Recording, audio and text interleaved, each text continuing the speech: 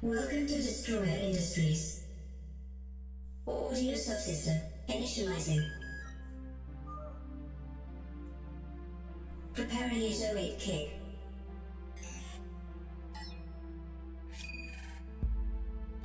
Staging hi-hats. Tuning snare drum. Initiating vocal overlay. Compiling synthesizers. Audio subsystem initialization complete. In 3, 2, 1.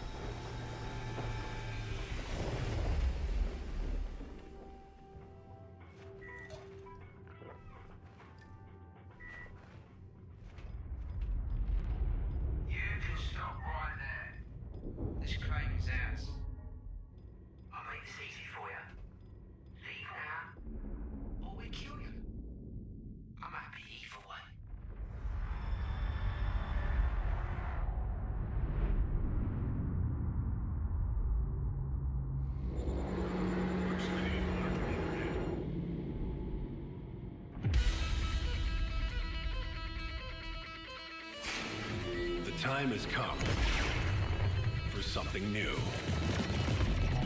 Something to change the game. When seeking fortunes at the fringes of civilization, you need someone you can trust. In this age of uncertainty, it's time to take back your strength. It's time to release the Kraken.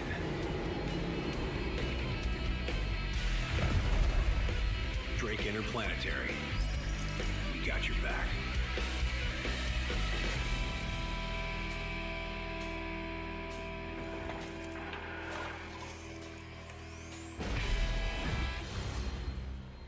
New subscriber. Begin diagnostic pattern.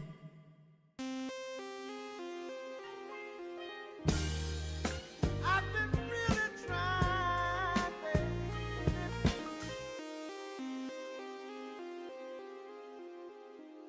It is Wednesday, my dudes. Increasing intensity.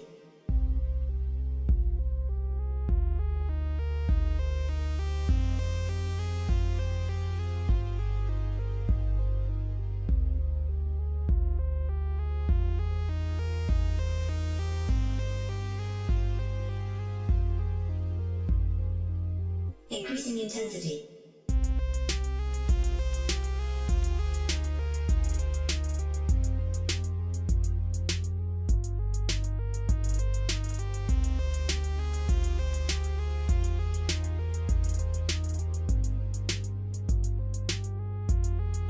Diagnostics subroutine complete. Let's rock this motherfucker, you stogie bastard. Initializing holographic video overlays. Good morning, happy Monday, chat. How is everyone? Let's scroll all the way up. Felix, thank you so much for the 18-month resub. I appreciate you. I will roll a d20 in a minute.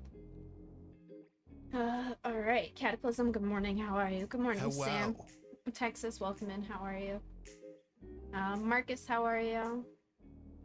Han, good morning. Good time zone. Greg, how are you? Made it in time for the mole commercial.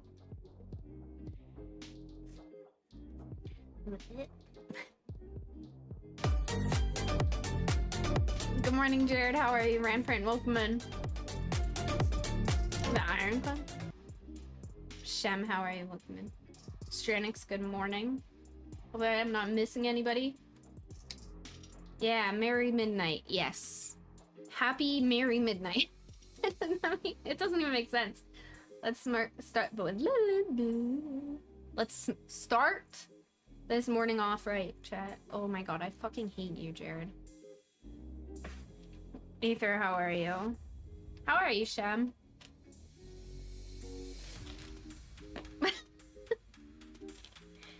Is this why we get mods, chat? Can I? Or you? No. No.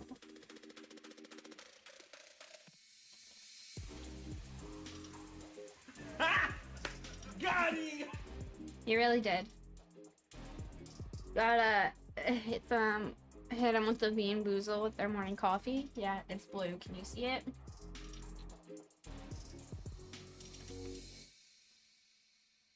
Nightmare, thank you for hanging out on the YouTube. I appreciate it. Look around for a mod.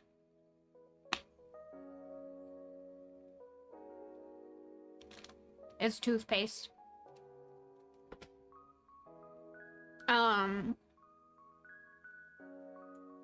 I get bullied by my mods.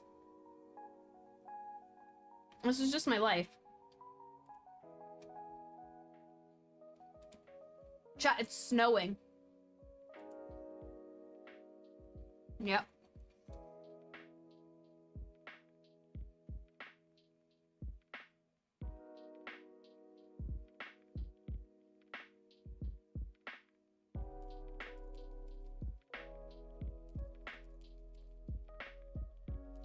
The mooses? The meese?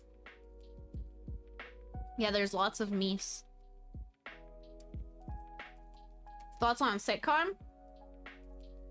So, time zones are a freaking bitch.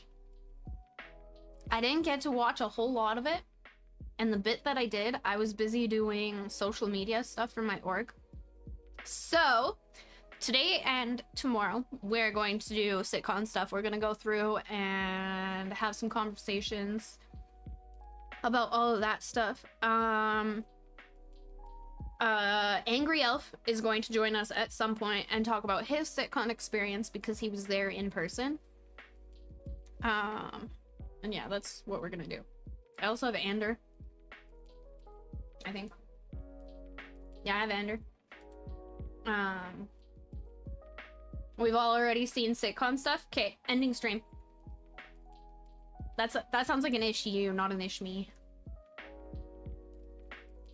If you've seen it already, that's fine. I did not.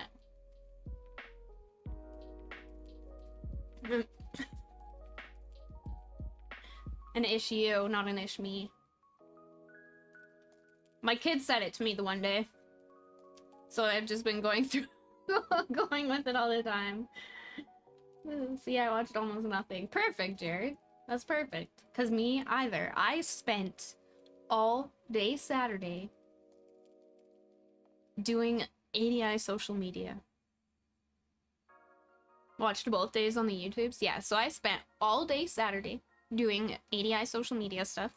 Shout out to Smooth and Bumpy for his assistance, because whew, there was a lot. And then Sunday, I slept through the entire Citcon. So lots of hype for you. Nice. I think I liked some of those posts. Yeah, there's a lot. I posted a lot. Sounds like an issue, not an... Wait. A you issue, not an I issue? What? What? Yeah, so we're gonna do that. We're gonna start with day one. Is there anything in day one, or do you have timestamps that you guys really want to discuss? .org, how are you? Welcome in. New subscriber. Stuarkus, thank you for the 29-month resub. I appreciate you. I stayed up all night Saturday, Sunday, and my brain is fried. Definitely not in my 20s anymore. Yeah, I couldn't do it. I also... Okay, it started at 2 a.m. And then when I got up at 7, it was over. I was like, oh, okay, cool. I missed the whole thing. Like, I was so sad. Mixed Starbuck, how are you? The Dixie, welcome in. Yeah, chat, do you guys have timestamps on what you want to see? Or should we just go through it all?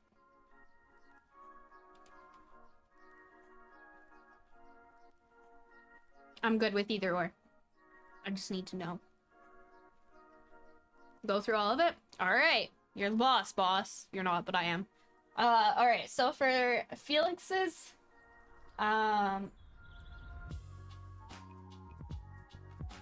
For Felix's resub, we're gonna do D20.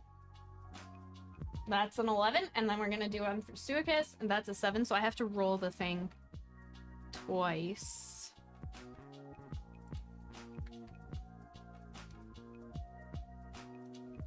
Is ADI super hyped about all the orc stuff? Yes. I didn't understand it all as I was a zombie. Perfect, Kelsar. Hopefully your wife's okay. Day 1 talked about the dungeon sewers, didn't they? I'm not sure. I didn't watch any day 1 until like the last like 20 minutes. All right. Here, we'll switch over so you guys can see this. Initializing holographic video overlays.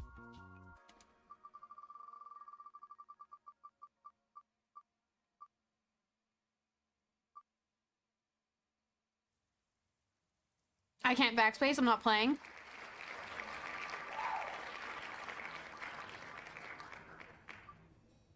Oh no. Okay.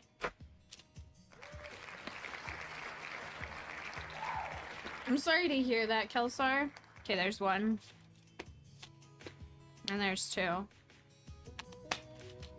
Even better? No. No. Bean Bean. You're a bean bean. She's better today? That's good. Alright, I'm gonna eat these beans. I don't know which one this is. It could be stink bug or toasted marshmallow. Fuck my life.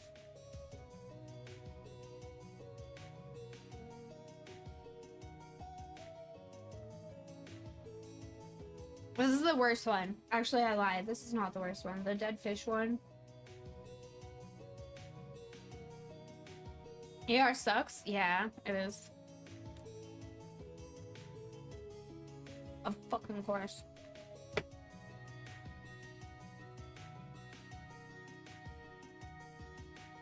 It is.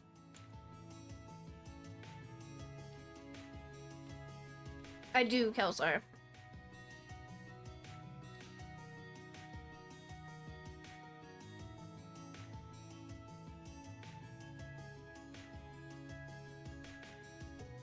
Okay.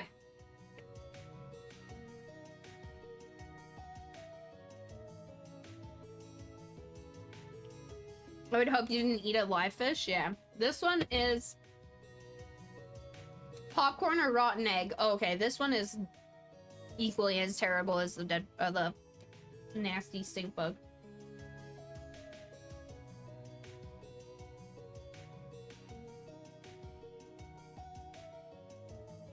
Do I have to? That's true, I really do. Alright.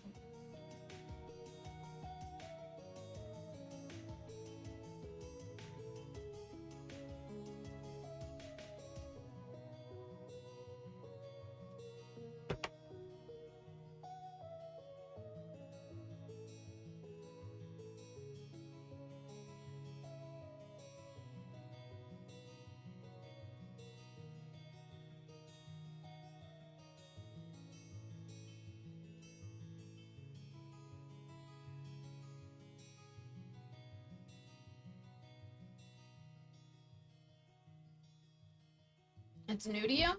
Alright, we're gonna unmute Ander. Hello, Ander. Hello. How's it going? Good. I can stop typing now. You have to eat them freshly opened? What, 1,000-year-old eggs? Ew. Alright, chat, let's watch. Is there timestamps that anybody specifically wants to watch?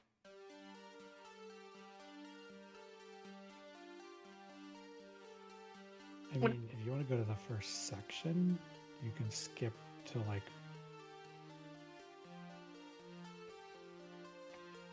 an hour and 7 minutes. Yeah, I'm an hour and 2 minutes. Is an hour and 7. Are we gonna miss anything when Chris is talking in that first 5 minutes? Yeah, you can watch that again. Okay. It's peace tea, Han. It's peach peace tea. Alright, chat, let's watch. Actually, let me do this.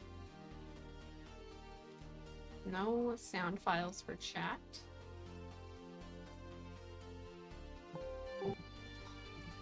Alright.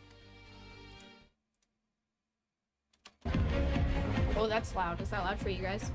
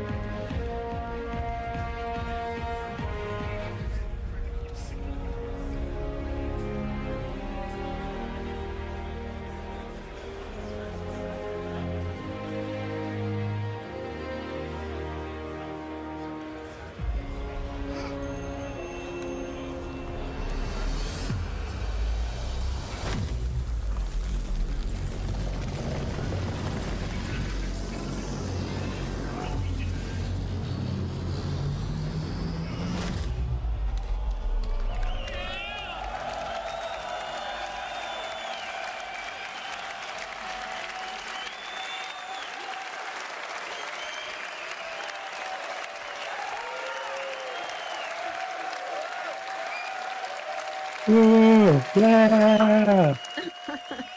Hello, Citcon 2954. There's a lot more of you here than there were when we were here last year, 5 years ago. There was 1,200 people. There's almost There's a 5,000 weird people in echo. the building today, which is amazing. I'm so grateful. I think that's in the I know video. a whole bunch of you around that have come from around the world that my dad? to visit the lovely sunny Manchester. But inside here, there's going to be a lot of very cool stuff, although in this up-and-coming presentation, you may see a few things inspired by the Manchester weather. Anyway, so like That echo's gonna drive me nuts. We are in Melchior. We're on the cusp of a new era for Star Citizen because server meshing is finally a reality. People are making their first jumps to Pyro in Evercati testing right now, which is pretty awesome. We're going to have it out at the end of this year. So I think it was going to be a great new phase for Star Citizen. And over these next 2 days, we'll talk about the new tech and tools in Star Engine that will help us craft those worlds that you're going to be flying around to. And you'll hear about our plans beyond 4.0 and how we get towards Star Citizen 1.0, which is out of alpha and for everybody to play. And a little later this evening, I've got a special surprise for you, so you definitely want to stick around for the 5:30 show. Okay.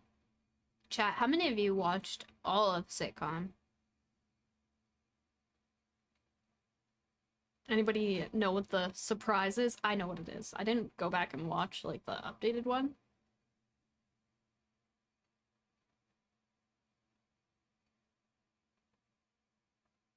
Milsey, how are you? I did, maybe. The surprise? Okay, I didn't go back and watch the updated one, so we're gonna have to do that. Just put it on 2x. I don't know how to do that. Can you do that?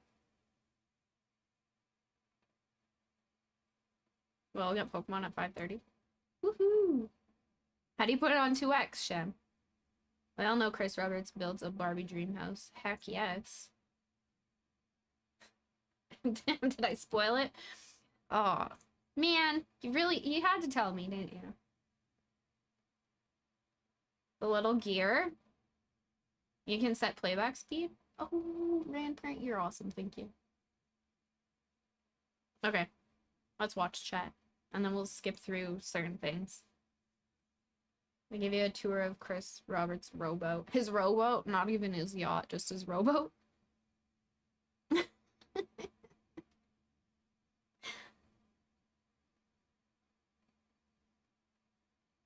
You're terrible. Let's watch.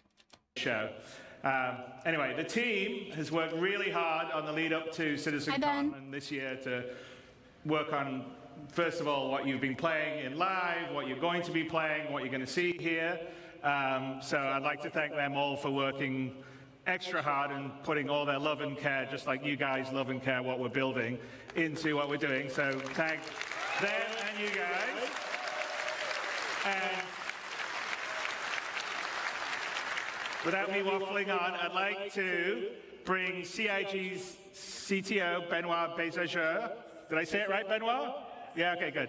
I'm always bad with French surnames. To the stage to start our journey into the future. Welcome to my 890.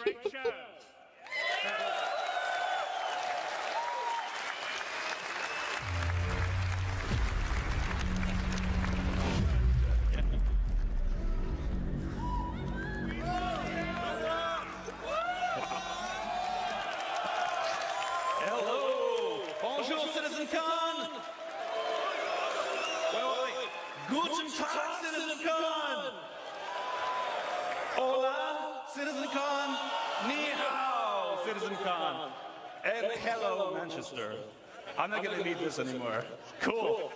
I am Benoit Beauséjour, or as some of you know me, I am Balt on Spectrum. Today, we will talk about Brave New Worlds. This is Pyro 2. Oh, heck yes, Kelsar. It's a barren planet, not really habitable. Now, since the advance of our planet tech, we've always allowed players to circumnavigate planets and move from orbit to ground seamlessly, explore complex areas in intricate detail. Now, with server meshing, we're going to need a lot more locations for missions and destinations for more life. But there's a major question that has always followed this project since the beginning of Alpha 3.0. How are we going to make a large number of planets and systems? How are we going to meet the fidelity benchmark we've established? In this technology update, we bring life. I saw your video, Ben. Yeah, so the ADI booth had a interactive ASOP terminal built by Dumaloop. And it was really hard keeping that secret. Like, really hard keeping that secret, but it was really cool.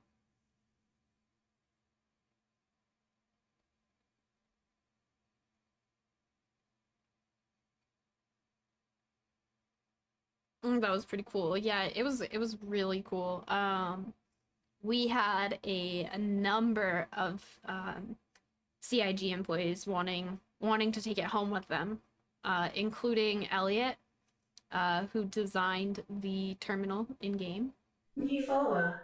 Thank you for that follow, Welkman, which was really cool. Aesop was one of the coolest things I saw besides the Porto. Oh my god, the Porto model was amazing. We talked about that for quite some time. Yeah, Dema really likes to make Citcon a huge thing, and I think that was pretty cool. Donate it. They already did. It is already at CIG headquarters. Yeah. Yep, we did. It's there. Yep. Dora's... Dema's the best. Don't tell Dora. Who's Dora? Dema is the best. And I can say that because he's not able to be here and listen to me say that. Alright, chat, is this worth anything? What we're about to listen to? Andrew, did you watch all of Citcon? Watched every minute. Did you really? Yep. Are you less salty or more salty? The mix. Okay. It was good, but some parts 2x. It's all good. I'll let him know you said that on Saturday. Oh yeah, we're supposed to have D&D on Saturday. Well, okay. So nobody said anything, actually, except for Andrew and I. So, Jared, if you want to go say something, that'd be great. Mix is the right answer. Ecto, how are you? I know a lot of people that went into Citcon with really high hopes, and by the end of day 2 said, screw this, I'm not coming back. I know a lot of people that went in, and at the end of day 2, they said, I'll come back eventually, but right now isn't that time. So, yeah. Rhino, how are you? Yeah. It's unfortunate because a lot of the people that I used to play with are no longer playing. But I can see where they're coming from. I was hyped after day 2, and see, I messaged Andrew about this. Last year's Citcon, I enjoyed a lot more than what I saw of this year's. Yeah. I didn't think there would be a playable demo. I did think there would be something to do with it, but I didn't expect to see a full playthrough. Well, not full, but you know what I mean.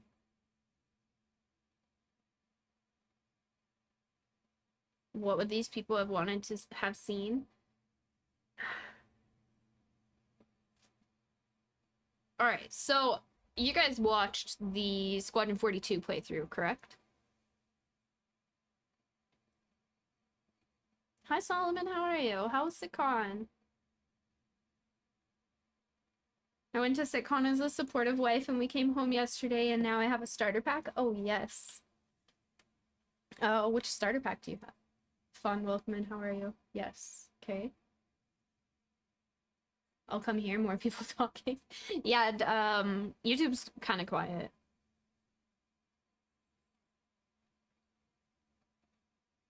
Fellow Star Citizen, Citizen. Time to eat, but other than that, I loved it. Avenger Titan, the best starter. Nice. Just got home. Oof. Okay, so you guys saw the playthrough.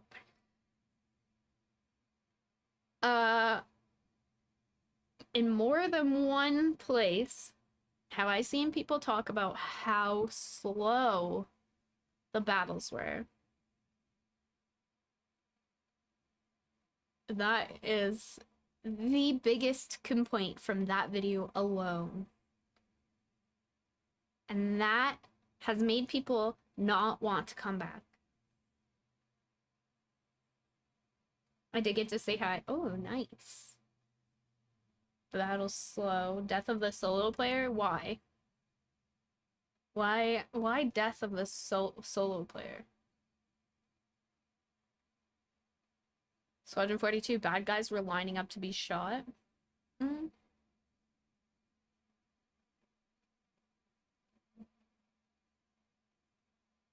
A sign, yeah, and that's exactly what people were thinking, Jared. Best starter pack is the Goddess pack, not saying it's affordable. Engineering. That's why they're... Blades. Blades are gonna be a thing.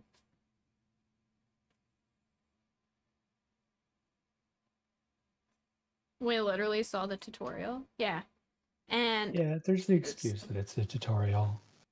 yeah. But he did, and maybe they don't have it enabled yet, but he did select the hardest difficulty. So you would think that would influence a little bit. Mm-hmm. Yeah, and a lot of people are saying that the combat is too slow, which I could see. We went from a fast-paced combat style to what we now have in the verse, which is slower.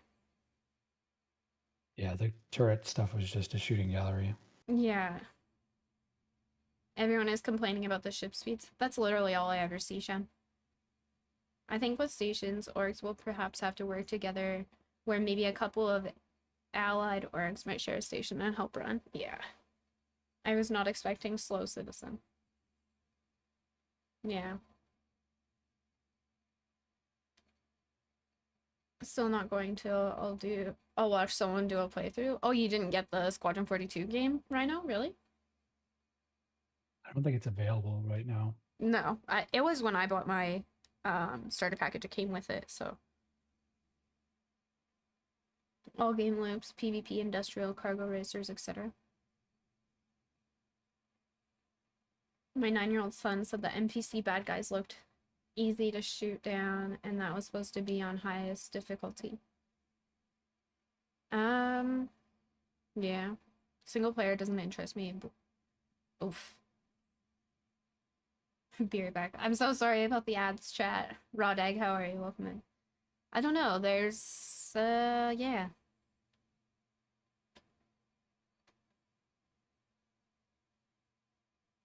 So, okay, there wasn't a lot of combat, like ship combat. What we saw was them calibrating the turret, right? And then taking out some other turrets.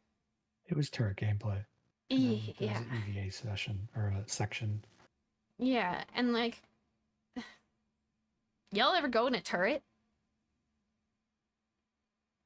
Screw Twitch and their ads. Yeah, y'all ever go in a turret? It's really not as fast-paced. Turrets suck. Don't get me wrong, I don't mind running a turret. But after a while, I get bored. Space Ghost, how are you? Welcome in. You know, like it was slow. But anyways, Miba Hell, how are you? Welcome in. Let's see what else Benoit has to say to us. To lifelessness, even to monarchs. This We take the physical representation of it's the a little terrain, technical. the geology, I don't the know if you wanna watch atmosphere, all of it, the but- climate, and the environment to create accurate biomes Oh, here, let's that skip spring. to here. That's one of the things we want to solve. The other, if I take you to the other side of Microtech, you'd be excused if you thought we'd just turned around and looked at a different part of the forest. Why is that? Well, this is because currently our artists create slices of biomes in great number, and then they distribute them across the planet using humidity and temperature properties. Each slice looks great in isolation, as you've seen, as you've explored. But this is not the solution to give us varied and natural biomes across an entire planet. Additionally, just using humidity and temperature limits us to only 2 degrees of variation. And that's not enough for the sorts of planets and worlds that we want to create and for you to explore. So how are we going to scale up our planet generation? Well, as I said Hi, before, we're Cactus, going to how are start you? with physically based rules that drive everything. We want nothing to feel random on these planets. We want no limitations on the number of biomes. We want infinite biomes that are continuously changing across the planets. And we want extreme density, and we want to maintain or exceed all of the quality levels we've set with our existing biomes. And most importantly, we want it to be scalable so that we can really scale up to the level of content that the designers are expecting. And from your perspective, we want you to be able to truly explore and find unique playing opportunities everywhere on our planets. So to start this, we're going to need more data.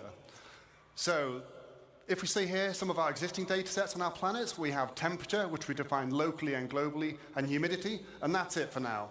With Genesis, we add many other data sets, such as the geology type, the soil type, and then we also go for things like the soil depth and the quality and the nutrients, and many other properties all drive this complex data set that we use to build rule sets on that each individual asset can describe how it should work with them. We're going to put something together and show you some demos today using some of the assets that you've already know and love in the PU. Although you might see some new stuff later, we'll save that. What you're going to see is a vertical slice of development. It's very early stages, very work in progress, you might see some bugs, but that means it's only going to get better, so be excited. The number one challenge with planets in our game is scale. In no other context do you need a planet to look great from first-person perspective when you're stood among the trees. You need it to look great when you're in a spaceship at a quantum marker miles away, and everywhere in between. There are no loading screens, you see everything. We cannot afford for it to look bad in any of those scenarios. So, let's start from a ground perspective. Demo number one, let's have a look.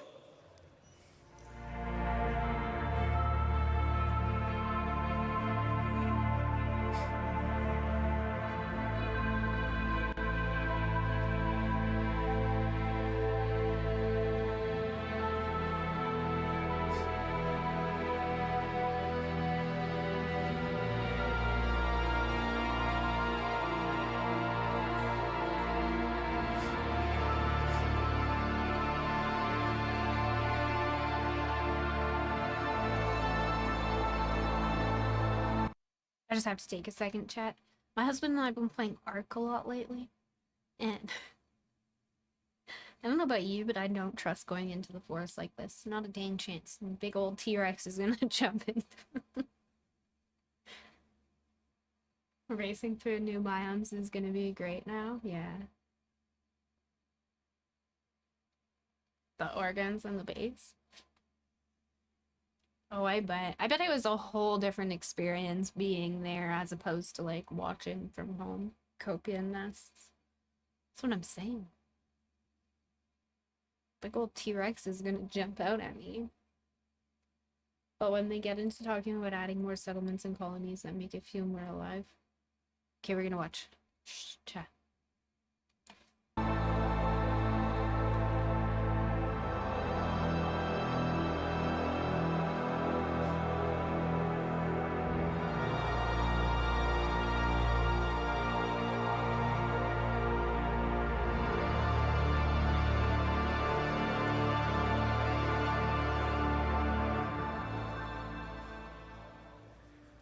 So, how do we make that? Thank you, thank you. So, let's talk about first what's underneath it all. The ground! So, in our previous terrain shader, we just switched between different ground textures depending on climate and didn't really consider the unique properties of each type. Now, the terrain shader is based around 4 layers. We always first consider bedrock at the bottom of it all. Then where appropriate, we add layers of soil of different types. We then add debris where appropriate, whether it be pine needles, dead leaves, etc. And then when it gets cold, we add snow. Each of these layers has unique shading properties and unique transitions between them. Because we do this all in one shader, we're able to achieve that as well as being performant. We can also use things like water saturation to darken and tint the soil and other properties to make it look more realistic. But that's not what filled most of the screen in that demo. That's the vegetation. Like what Ali said, we want to emulate the laws of nature. So in Genesis, we have rule sets for every asset that tells it how to respond to our rich data, whether it be what did it say, Kelsar? Hi, fathers. Temperature, geology, or whatever. We assess the viability and the vitality of each asset and compare them to decide what is likely to spawn in a natural environment. This automatically creates the cohesive environments that you saw in that clip. Not handcrafted anymore. No. Earth trees? Who's to say that you can't have trees like this all the way in Pluto? You don't know what the trees look like there. I don't think there are trees. You. What makes it an Earth tree? Pluto too cold? Psh. Psh. But for real, what makes it an Earth tree? Chat, y'all too literal.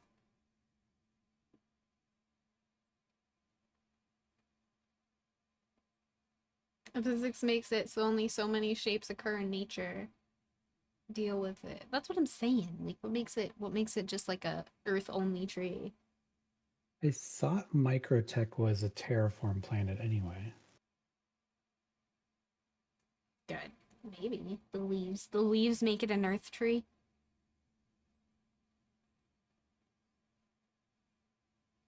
The fact that Earth has had humans to mess with trees for thousands of years. So you think that humans made trees look the way that they do, so they're Earth trees? Yeah, they terraformed Microtech to be like Earth, but messed up. I guess. But for real, oh, what is an Earth tree? Humans have been around 100,000 years, trees for billions, right? Bad connection. In a way, a lot of trees are farmed now. And that's okay. But like Ramprin said, trees have been around forever. Yeah, a lot of the forests now, they've got a monoculture where they plant like one tree and that's all you get in the forest. You don't get the natural interaction with the trees, so there's some human influence. Though, like said, the trees have been around for a long time, so they're not going to change overnight. An earth tree? What's an earth tree? Most trees are female. Okay.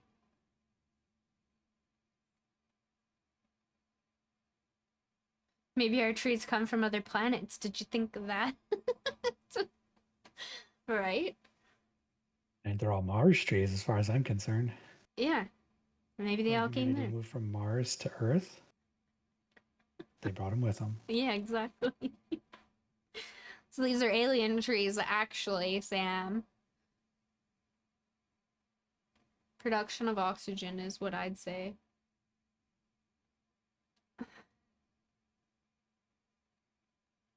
What's that long word? What long word? A long word for what?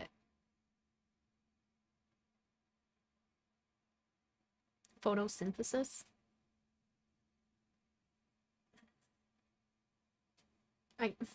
New subscriber. It's like when an AI takes a picture and modifies it. Yeah. Traveling. Thank you for the 6-month resub. I appreciate you. Bits received. Cha-ching. Kelsar, thank you for the 100 bits. I appreciate you. Jesus, chat, settle down.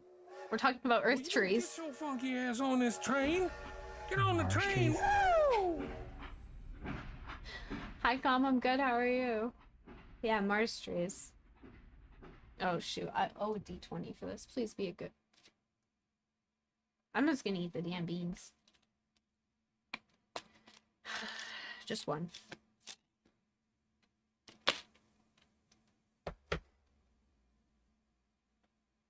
I suck.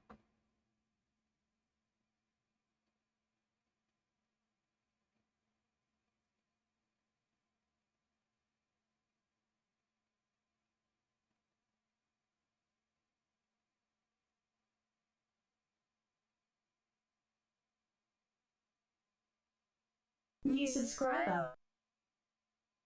Aristotle?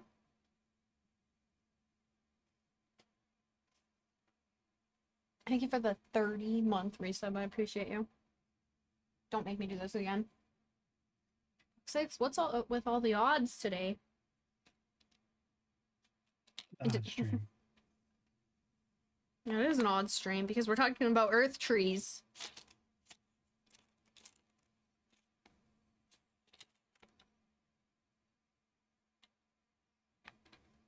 But not Mars atmosphere today. That's why the humanity left Mars. That's another sock.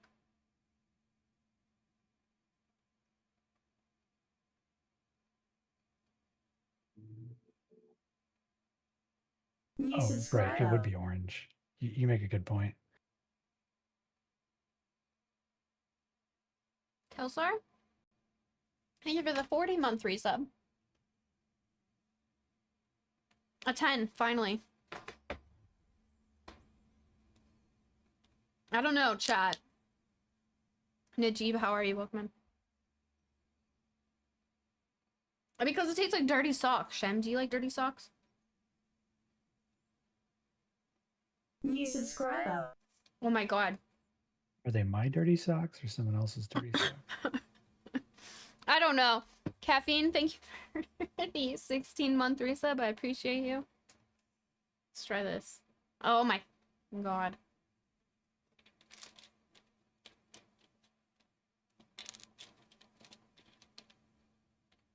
If this is another dirty sock.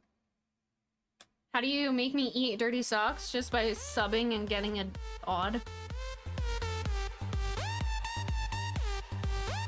No, it's fruit.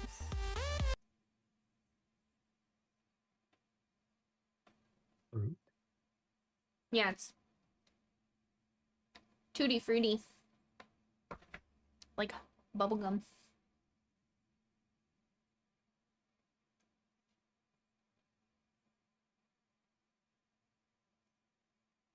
The trees would probably be super green for all the iron. Maybe.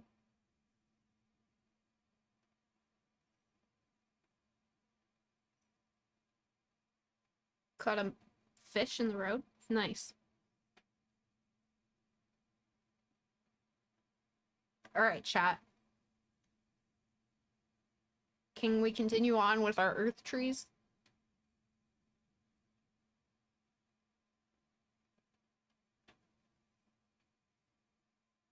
Shmam. Shem. Earth trees. Yeah, we're talking about earth trees, Aristotle. Because apparently, these trees are only allowed to be on Earth and not on alien planets. SMRT. I'm just picking on you, Sam. But yeah, let's watch our earth trees. No one has told those ferns and those pines to be like that. They each want to be like that. And that's what we're doing. Multiple assets coming together to create a unique microbiome. What about trees then? Same thing. They have a larger requirement for space. They have a larger requirement for nutrients. That's how you see the distribution, and it's how it all works. Let's meet the flora that came together to beat that forest, to make that forest, and have a look at some of their properties. Now, just to note, they are all going to look quite similar because we've already seen them in the same place, so they must be similar. So, building blocks, like grass and common grass.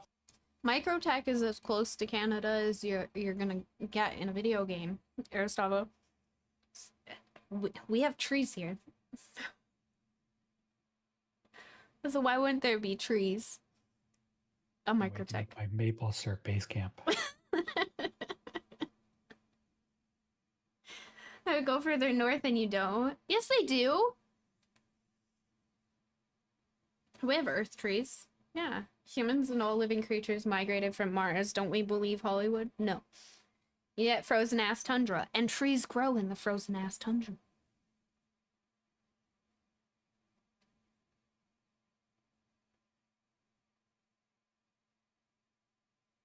All lies. Okay. Hi, Pegla. How are you? All right, chat. Come on. Oh, what are they doing? They're making grass? Medium amounts of sunlight. We have ferns, see it's a much lower requirement for sunlight. We have salix bushes forming our undergrowth. And we have pines, of course, and multiple variations of pines. Diversity is driven by competition. Everything has ideal conditions, which affects its competitiveness. We also have additional control over this in the form of dominance, which allows us to make one asset more competitive and more dominant than another, which is just what we see in nature. Everything is constantly fighting for resources and, of course, light. Because we spawn these assets in a hierarchy, it's easy to propagate shade data down over the distribution of the assets so that we can control ones that prefer or reject shade. Often, like these ferns, they can spawn in light, but they are outcompeted in those scenarios most of the time. So you will see a rogue fern, or a place where there's no seeds for a specific asset, you might start to get this coming in. Let's take a look from a larger perspective again.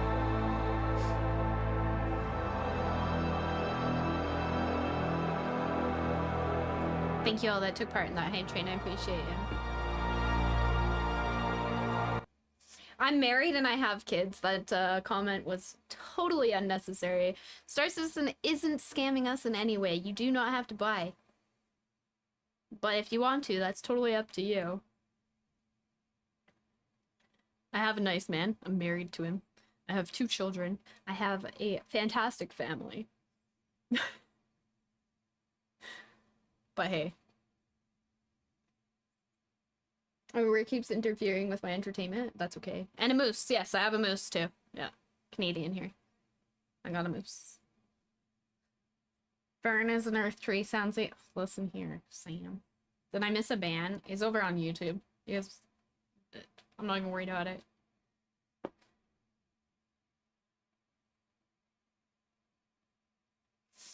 They issue mooses at birth. They issue moose... Hey, let's try this again. They issue mooses at birth, I heard, for all Canadians. Yeah, we have 4 of them in our family. And you have us. Yes, exactly. Those of us not judging about the people that enjoy Star Citizen. Or those of us that believe in the project. Have you seen those? Wait, what? I just looked it up. There is indeed a space between the Arctic line and the tree line in Canadian land that has no trees. Where is though? Haters gonna hate. But don't tell me to go find myself a nice man. What if I wanted a wife? Is that... What about Ricky in the basement? We don't talk about them. Oh. Salty haters gonna be salty haters, right? I take it as it is. I just got back from Manchester. Did you go to Citcon? How was it? I'm not a moose, I'm a chupacabra. Does your husband know you want to marry a wife? No, but I'm just saying, like, I was told... I'm gonna read you guys' comment. It says, find you a nice man, have some kids, make a nice family, and stop getting scammed by Star Citizen, because that's what it is. It's a cult no different than Scientology. Sorry, but have a nice day. Beautiful. First off, I'm not beautiful. how dare! Lots to drink and not enough sleep, right? Is this content? Yes. First off, thank you. Second off, bye. Be a proper trade wife already, right? Like, what? Lots to drink and not enough sleep. Yeah, I can imagine. Trad. Oh, what's a trad wife? Traditional. Hi, Whoopi, how are you? Well, you added do them dishes. I know, right? Sorry.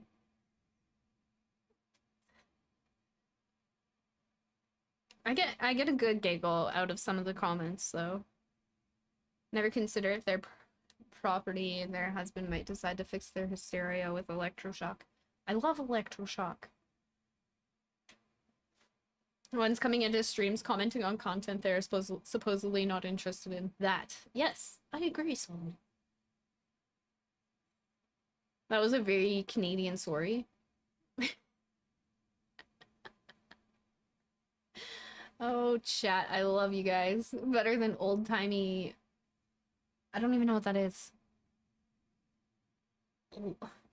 Laudanum? What? Just a little lobotomy. My favorite. Well, that person... Yeah. I was used to treat nerves back in the 1800s. Okay. Hey, yo. Hi, senior. How are you? It's a narcotic? Oh, I love narcotics. No, I'm just kidding.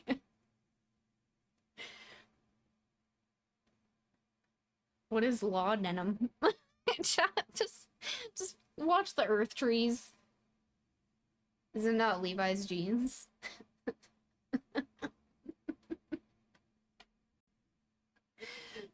Imagine doing a self-lobotomy. Wait, you don't do that sound?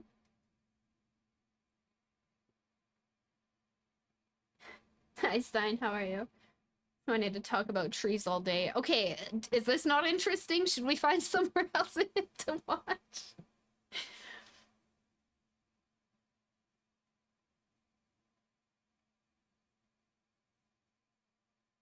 A huge gust of weed. It's everywhere. Where's my oil rigs? Oh, they're coming, Jared. Just keep your eyes peeled. I'm sure we'll see them. Citcon gonna be 4 days long? Yes.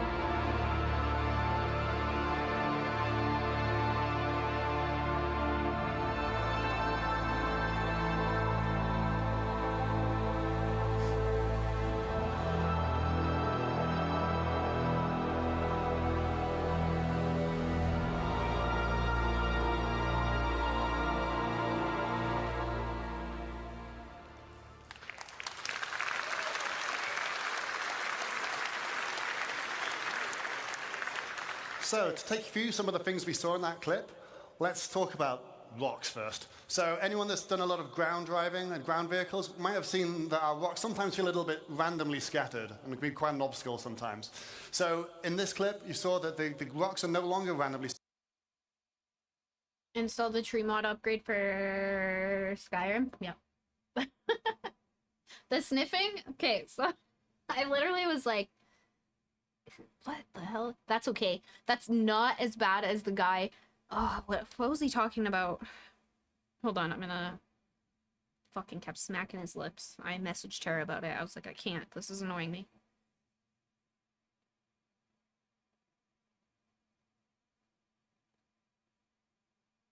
Crafting. The crafting guy was smacking his lips the entire time. In day 2, it's like the first thing that they talked about. I messaged Tara. I was like, I'm going insane if I have to listen to this any longer. Am I going to Citcon next year? I'm not sure. That's still a year away. My life is changing. I'm lucky I couldn't hear that. Oh, you just wait. You'll hear it today. Would have driven me nuts. You'll hear it. Maybe not today. Maybe tomorrow. We'll see how much further. We'll see how far into day 1 we get. If you guys keep talking about these earth trees, we're not going to get very far. The rocks are awful on some moons? Yes. Scattered, and they're now placed based on physically based rule sets. And this logical grouping is achieved via erosion Shadow of the Burb, yeah. To build localized data maps. And they describe the size of the aggregate and rocks and the density and where they should naturally form. Earth trees, and that earth means we get rocks. things like these natural clusters of boulders at the forest edge underneath the cliffside. And on that note, you might have noticed that the cliffs have been dramatically improved in how they shade. We also see things like the natural clumping of vegetation caused by seed dispersal. This is controlled per species, so we can get better emulation of their unique growth patterns and create a much more realistic environment. And we also calculate the slope aspect, which is the exposure to vegetation to solar radiation and other environmental factors. And this allows us different species to flourish in different conditions, as we can see on different sides of this valley. And over larger scale, we calculate the age and vitality of each tree individually to drive exactly how high they should be, but also the color of their leaves. Now, this isn't the only thing that will drive the color of the leaves. We're going to introduce the concept of seasons to the game. And this will mean our planets will evolve through the year, and we'll be able to shed leaves from trees and have the grass wither in winter. So put the keg over there.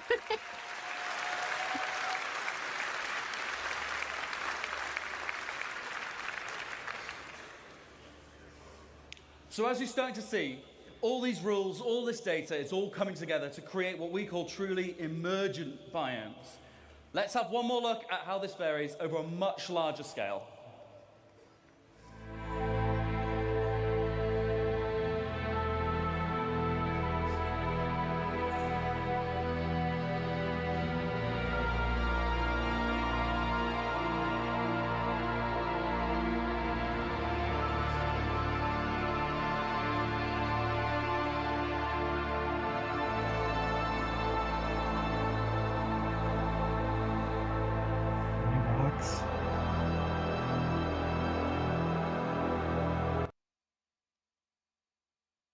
You know, that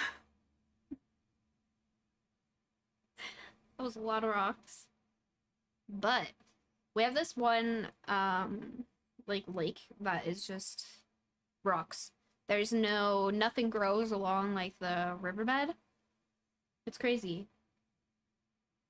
I hate how many rocks are still in rivers. You guys know how rocks are made, right? Yeah, I want a mommy rock and a daddy rock. Really love each other. Yeah, exactly. You guys realize how rocks are made, right? Something about birds and bees, aliens. Rock piles from the Ice Age melt. Oh my god, chat. Are you guys okay today? Do we need to go on a little science lesson? I'm pretty sure most of you should know how rocks are made. Yes, birds and bees do something and then poop out rocks. Yes. Exactly. The Starlancer looks like it's gonna have baby rocks. Rocks aren't real. Nope, they're fake. Post-Citcon tiredness. Does it involve... No!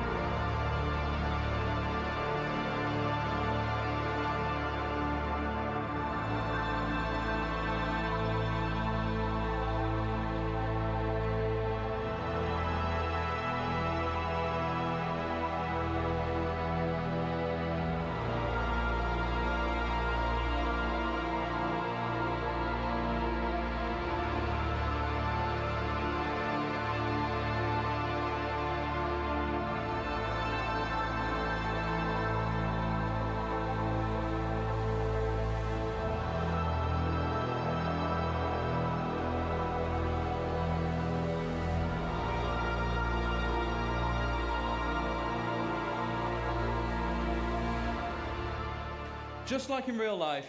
Oh, thank you.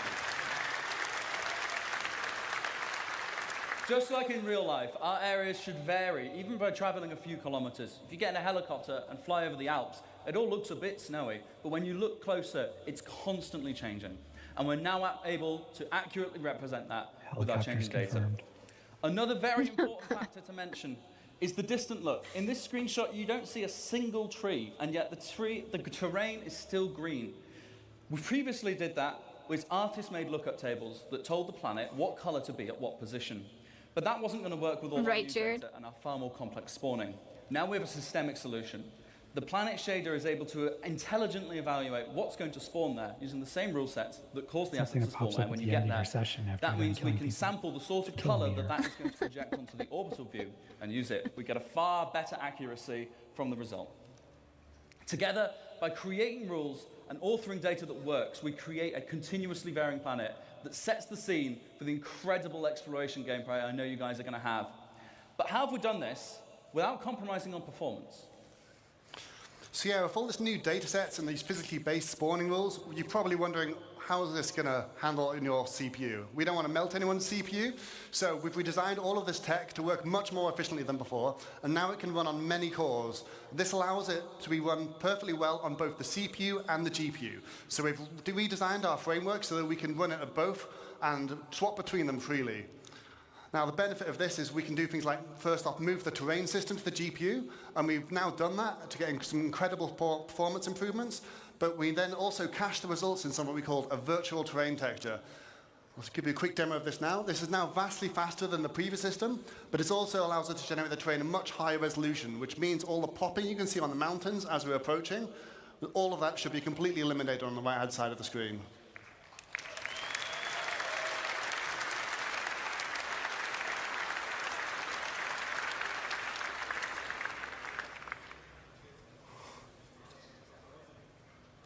With the extra headroom we've gained by making our terrain system more efficient, we've been able to introduce some improvements, including high-resolution ground textures, proper... You didn't see a difference, Aristotle? Some of the mountains on the left side were like popping in the closer we got, whereas the ones on the right, you could see them from a distance.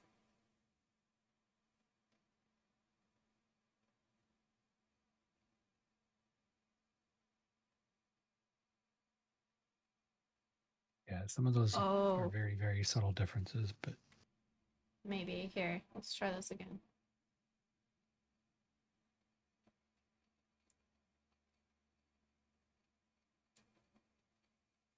There.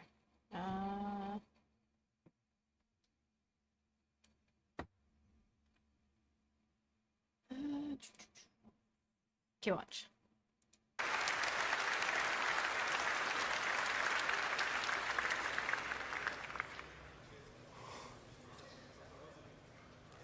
With the extra headroom we've gained by making our terrain system more efficient, we've been able to introduce some improvements, including higher resolution ground textures, proper blending between surface types, and of course better tiling. If you're familiar with any of our planets, we've taken off all the assets so you can see the issue, and now how it looks, you don't see those lines going at all.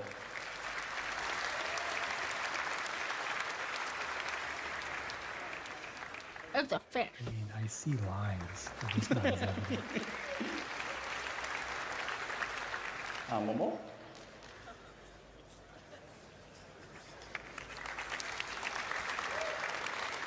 With the terrain data cached on the GPU, like Ali said, we can perform the scattering there too, which is significantly faster.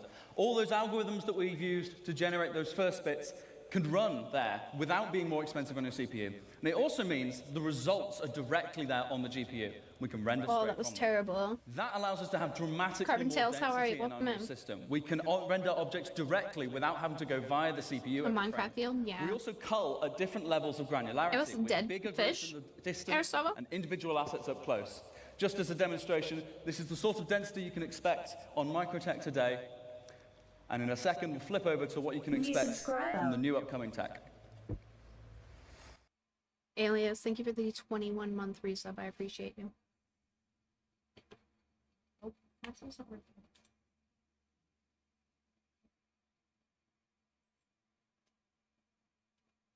The biggest can you've ever seen. Why is my stream deck is not working?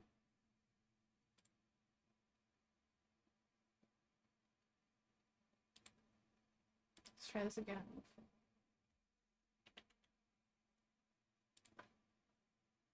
It's a peace tea. Over live fish, yeah. Okay, let's try this again.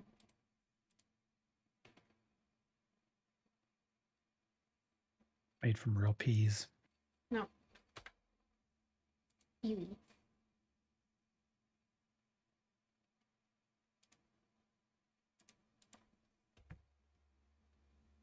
There we go. Please be a... What is with all of these gosh dang freaking things? Alright. Liver and onions or cappuccino?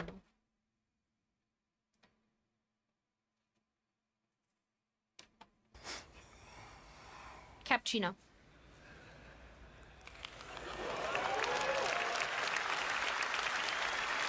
In a second, we're going to turn on the culling group, Steve-O, so you can see. These are the groups that we create of those trees and of the terrain. And as we get closer, we shrink them so we're more intelligently rendering what we need without having to assess each tree individually, all the way down to the ground.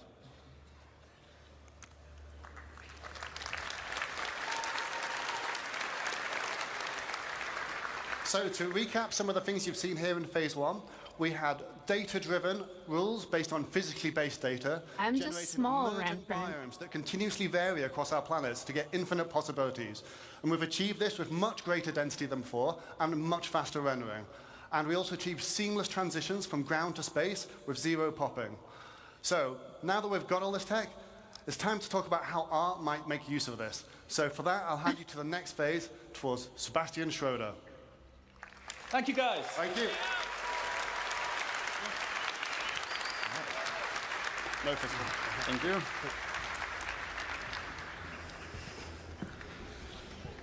Wow. Thank God there's only 20 of you, otherwise I'd be nervous. Right, thanks for having me. I'm here on behalf of the Planet Content team, and we're very excited to finally show you some of the things we've been working on. As you've just seen from Will and Ali, the system keeps growing in both complexity and capability, so our libraries have to grow alongside it. Wait, should I click? No. No, I should click. Yeah, click. Oh, there we go. So, our goal with the content is to provide the content that the system needs to populate every corner of every planet with realistic environments. And this content is what this phase of Genesis is all about, emergent biomes. 2x? Why 2x? For Is the it first boring? example of today, it's almost a shame Will left because it's about moisture, but let's look at very high moisture and medium to high temperature. Whoa.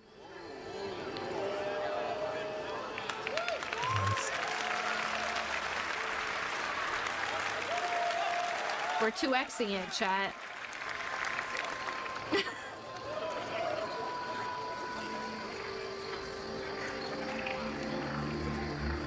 Okay, this is neat. There are a couple neat plants in here, but for the most part it's just showing off new biomes. Oh, there are Easter eggs too.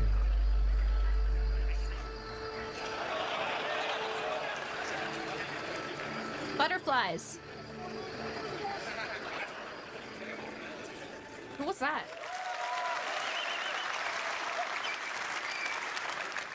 Thanks, that did really good. So, for swamps, we obviously made vegetation that feels at home in or near Oh my god, water. no. Allow me to give you a quick primer on our approach to ordering plants. Most species can survive in a fairly wide range of climate conditions, but will only thrive if the conditions are ideal. To support this concept, we author our vegetation assets to describe the full growth cycle of a species. If the conditions aren't ideal, they may not grow to full maturity or look their best, but the species can still exist. So, let's have a closer look. Should we For the 2x water this? sledge, we made plants like this Alternatera and the iris. We also need the aquatic ones to float on the water surface, like the water lily or the pickerel weed. This willow and the one after, a Chinese tallow tree, while comfortable near water, we can also use to replace them. Any word on how baseball? We're not there yet, creepy. 1.25? Will it still sound funny? Because that was great. Why does it keep doing this? 1.25 is not terrible. I think 1.5 starts with getting a little weird, but Okay, let's try. Some of the more aged assets used to seeing Oh, that's better. The last one, it's taking a bit longer now, but the last one, I'm gonna wait. The last one, you may not see used much in other biomes, but it's a very iconic one for the swamp, the bald cypress. Did he say ball swipers? yes. What is a ball swiper? Bald cypress. Oh, I thought he said ball swipers.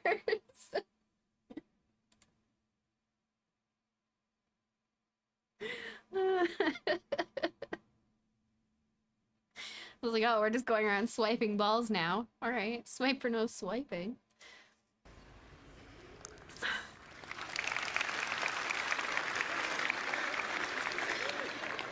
So another feature we need to make a swamp experience a proper one is water injection. Over the last year or two, a lot of work has gone into improving the way our water reacts and renders.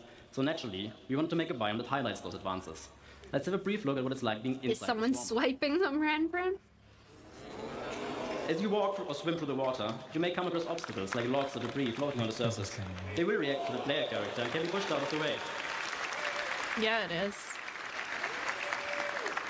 We were also pleasantly surprised when we first saw how the water simulation systemically affects assets floating on the water surface, making for some really immersive moments.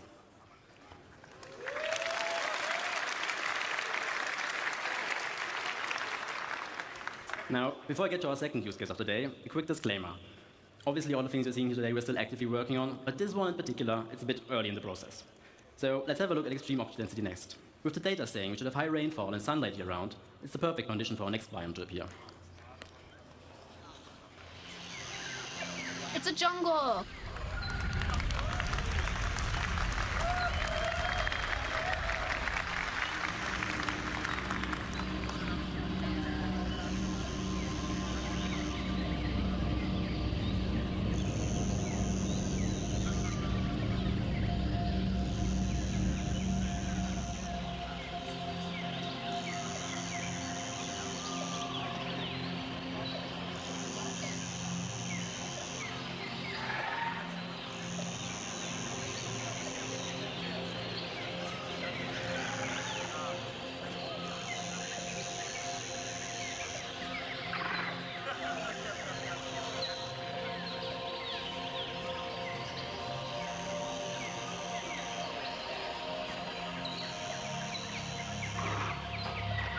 That suit's gonna be hot.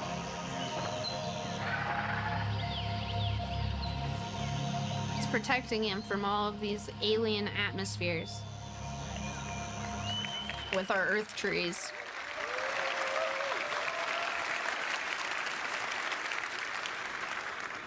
Considering everything you've just seen is still very much work in progress, the gameplay capture team really did a great job showing our work in the best possible light.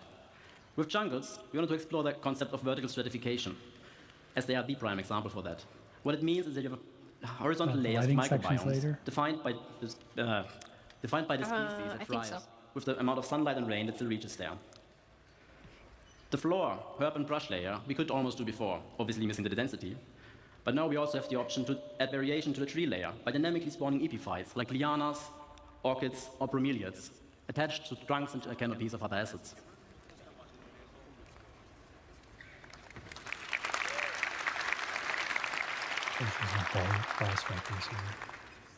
With this and improved density is what will finally allow us to make convincing jungles. Where's our and creatures? The best part is, we don't even need a lot of different species to create what we refer to as a canvas of a biome. The idea being that we can vary what kind of forest you're in by adding or replacing the plants that visually stand out the most. Now, to get us started on our stratification, we made epiphytes like the epiprenum and the bromeliad, including a potted version. There's your balls. Then obviously you need jungles for, lianas for a jungle. And we also made agrias, which add character to the herb and tree layer. For tall trees, we decided on a fairly generic rubber tree, as its different growth stages serve as a nice foundation for all height levels. And that's pretty much it, what we need to make a pretty good base for jungle.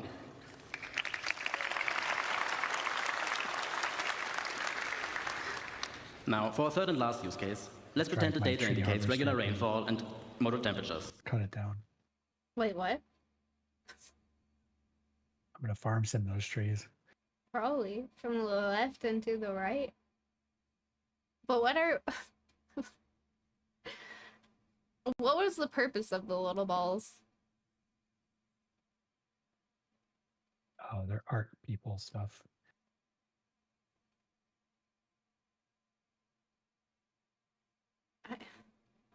I guess. Farm sim. Yeah, that's what Andrew said. He's gonna farm sim those trees. Lumberjack commissions in space. It's on a planet. This one singer threw the biggest balls of them all. Oh my gosh. This climate would support a lot of different forests, but we also wanted to use this opportunity to explore extreme scale. And they're just really cool.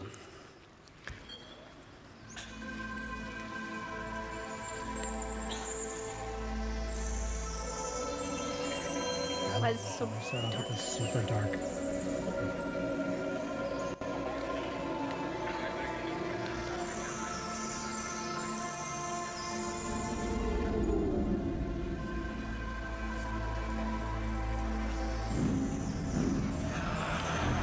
Oh, cool. And that's where I die.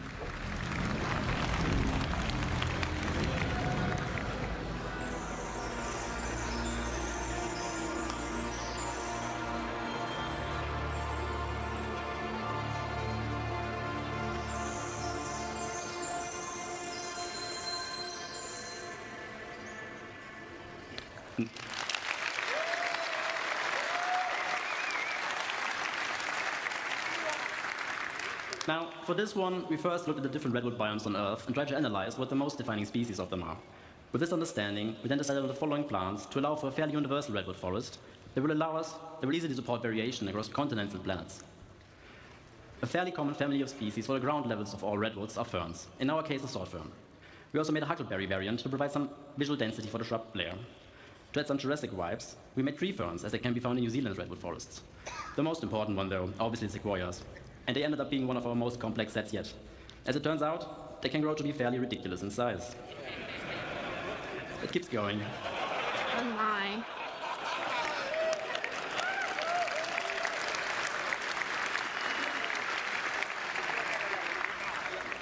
Now, one thing our game's foliage is sorely missing is the ability to properly react to what's happening around it. The FPS? The goal No. is to unify all forces from all sorry for the horrible rhyme. All sources from all all forces from all sources, wind, characters and creatures, ships, explosions, and whatever else, and have the vegetation behave accordingly. Now, as part of our text improvements, we will be implementing a GPU-based simulation that's fit for our game scale. For now, we've set up the ferns with our existing CPU-based one to better visualize what it will feel like to walk amongst those giants. Also, with the biomes on our planets now being defined, where an individual object wants to appear, you can expect a lot more happy accidents by having species invade different biomes, making for some unique locations, hopefully. Surely.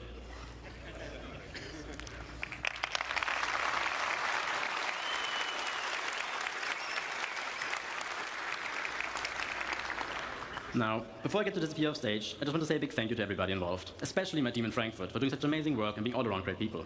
And also all of you guys. I really hope you have a fantastic Citcon. This concludes this phase of Genesis, so please welcome Ian to the stage, so he can tell you all about the next one. We'll dine on stormtroopers on my way, Rhyme Print. Thank you. Hello, Citcon. All right. Those new planets and biomes were pretty, right? But it's time for Phase 3 Civilization to give you some stuff to do. So, let's talk about location density. Me too, Shen. We've emulated nature as well as we can to make sure our planets are physically based and realistic, and our biomes are emergent. But it's time to start populating the verse, because where there's people, there are their lives and the structures they build. So it makes sense that whenever you go and explore these planets, that you find their lives.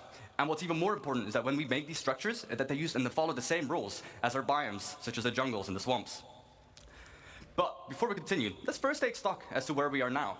At the moment in the verse, we have these custom, beautifully made locations, such as Ghost Hollow, with our distribution centers, or even just some outposts. And these have all been handcrafted by our designers and artists to hit that benchmark. And they've been working directly on the planet. However, going forward, this doesn't really scale with how we want to go forward with the game. Server meshing is about to arrive, and we're going to have a way higher player count. So those 73 bunkers across Stanton just won't cut it. But in general, it's also... There's 73 bunkers across Stanton.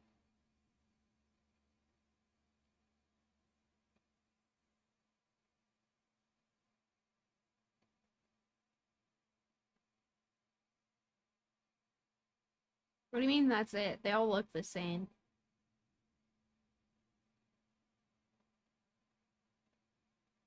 If you've seen one, you've seen them all.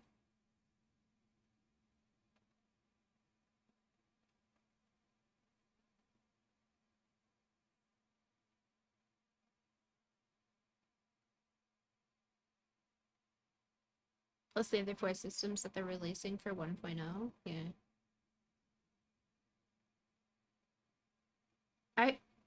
I don't know. I hope like the bunkers and stuff are different per like, system.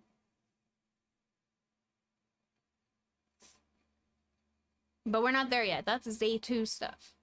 We're still going through day 1. Let's get through day 1 before we talk about systems.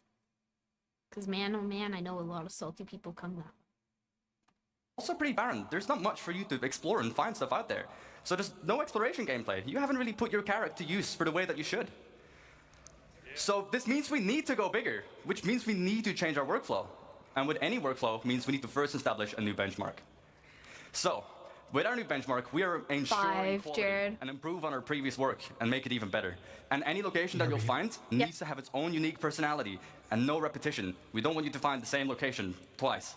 This also means that this is your exploration and your findings. So when you go out there and explore with your Carrack or with your Corsair, is that whatever you find, you can share with your orgs or with your friends. As for that density, if you fly down to the planet, we want you to find something, let's say, every 100 clicks. But also improve the mission experience. Oh so yeah, I can understand that, Aristotle. You're more immersed and you go from location to location. Just keep going. So going forward, we are modularizing all our existing locations and assets. And we're basically making a library of buildings and layouts that we'll be using to no longer work directly on the planet. The neat thing, all these modules and assets can be iterated upon and tested right in the editor for all the designers and artists to ensure fun gameplay and interactive sandbox activity, and also make sure all the mission stuff is there. Basically, we're building a toolkit. So let's look at some of the things that we need to keep in mind as we are making that toolkit. First and foremost, we've got our art style and branding. We've got things like Frontier for our settlements. We've got high-tech for the emergency shelters, but also utilitarian, like our bunkers and distribution centers. The richer the data, the richer these locations will be. Secondly, they all have a function. We've got mining for our mining outposts, farming for the farmsteads, or just places where people live. The function of the place will define the way the place looks as well, and its form. And last but not least, the people as well, the faction and their loadouts. We've got lawful people, like the new Citizens for Prosperity in Pyro, unlawful, such as Xenofret, and sometimes not even no one. And the place needs to look a bit, derelict. In different places, you'll find different people. So, now that we've made our toolkit, we've defined all this new stuff, let's start building thousands of locations. Yes, I said thousands. So, to avoid the same issue of working on directly in the planet, I'd like to introduce to you Starchitect.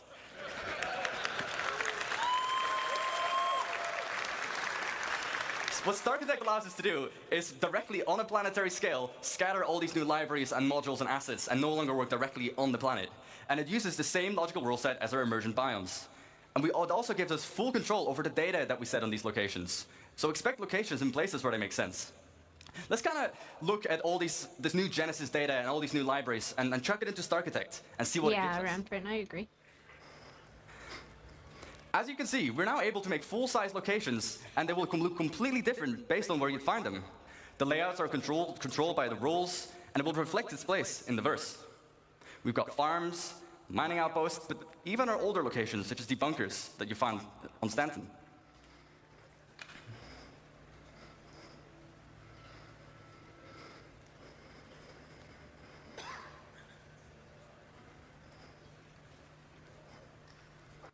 Rampant, you don't like him because of his heavy breathing. I've figured it out. With star in the name for this game, just put star in front of everything. Starburger, Star Fries, Starfarer, Starforge, Starcloth, Star Only 5 system.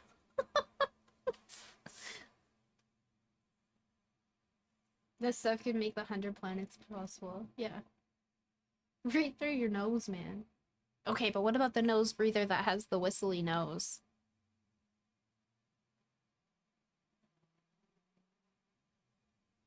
Where's my star toilet paper? Yeah.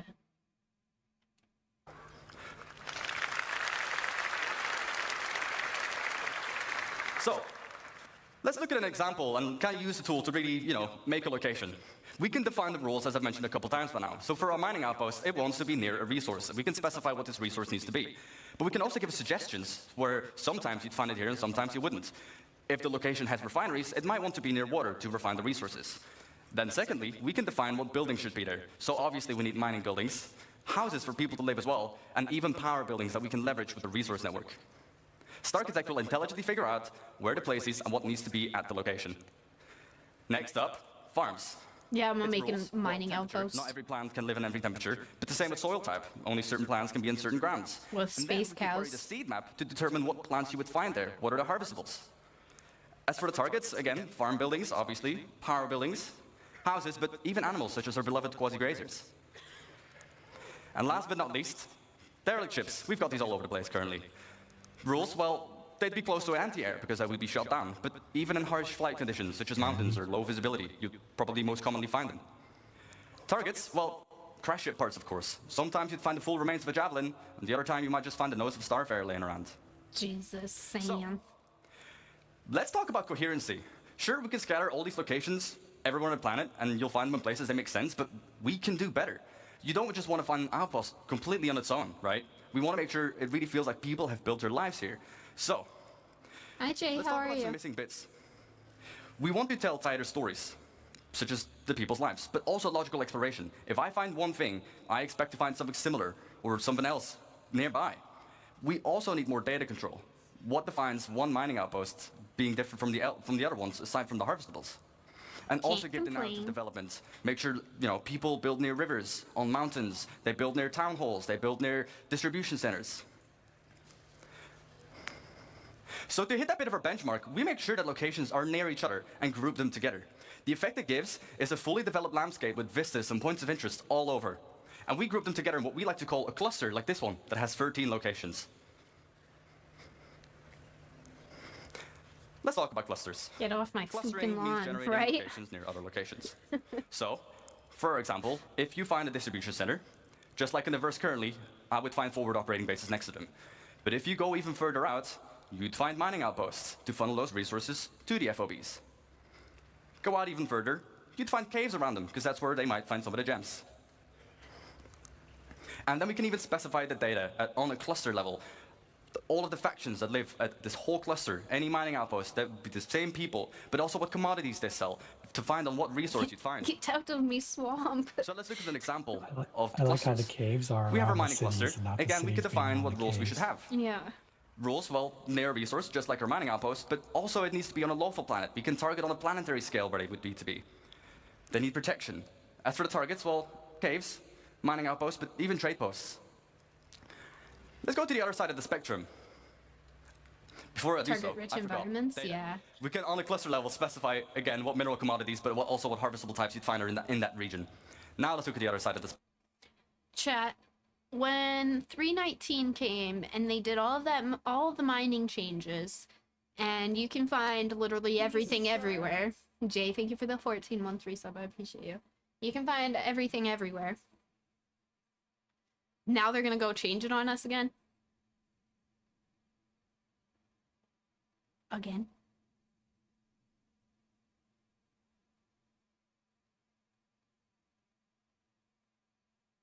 Yep. It's nonsense. The only constant, Dora. Was the last good mining patch. Yeah, so they changed everything come 319, right? And I got so used to the way that it is and being able to go wherever, and now they're... I'm not talking about 319 as a whole. I'm talking about the changes that came with 319 for mining. Mining changes, the big mining changes came with 319. And I'm okay with the changes that came. I'm okay with it now. Because I already did all of the data collecting that I had to do for it. Now, they're going to change it on me again, and I'm going to have to spend days on days on days getting all the data again.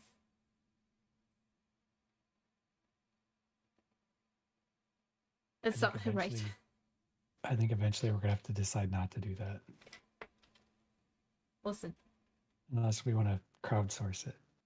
But that's just... Has to work for her title on top of my 2 physical jobs that I have to do and being a mother and all of that stuff. Yeah, it's a lot, Caffeine. But yeah, like Andrew said, we may have to outsource it at some point. Being the, yeah. I can't tell you the countless hours that Ender and I put in with those 319 changes. It was a lot. And that was a odd, so therefore I had to eat stupid bean. Let's go. Spectrum, an unlawful cluster. What Toothpaste. Rules? Well, they need to be far away from any other cluster, because they will They'll understand, right, evil deeds on their own. And also on an unlawful planet, such as somewhere in the Pyro system. For the targets, outlaw outposts, crash ships, because they would shoot them down, and also ruins from just places they just completely overrun. What the heck, Sam? The data on this one? You'd find specific loadouts, and they'll be using weapons that you wouldn't find in any other legal system. And these weapons will be sold at the shops in these regions. Hi, Devils. So, now that we have a cluster... Not soon enough, let's Jay. go even bigger. Just like our locations, we can put clusters near other clusters, and we group them together, ranging between 10 to 15 locations each. And we group this into what we call a sector. Like this one, that has about 120 locations. However, on a planetary scale, we can define how many sectors we should have, with each their own data and persona. And every single one of these locations is now ready for the mission system to hook up and give you gameplay, and for you to find a bunch of places on your own. And just on this side of the planet... Thank you for that, Apollo. Welcome in. Can you guess the number? We've got about 3,042 That's locations. insane. And again, This means as Architect, we're just able to, on a planetary scale, just define how many locations we need, what you'd find there, and to just give that full identity. Thank you for listening. And I won't just see you in a verse, but I'll see you in a denser verse.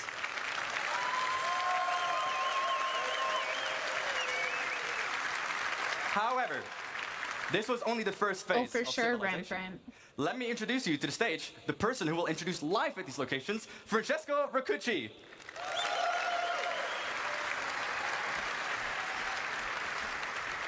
Hold on to my chair.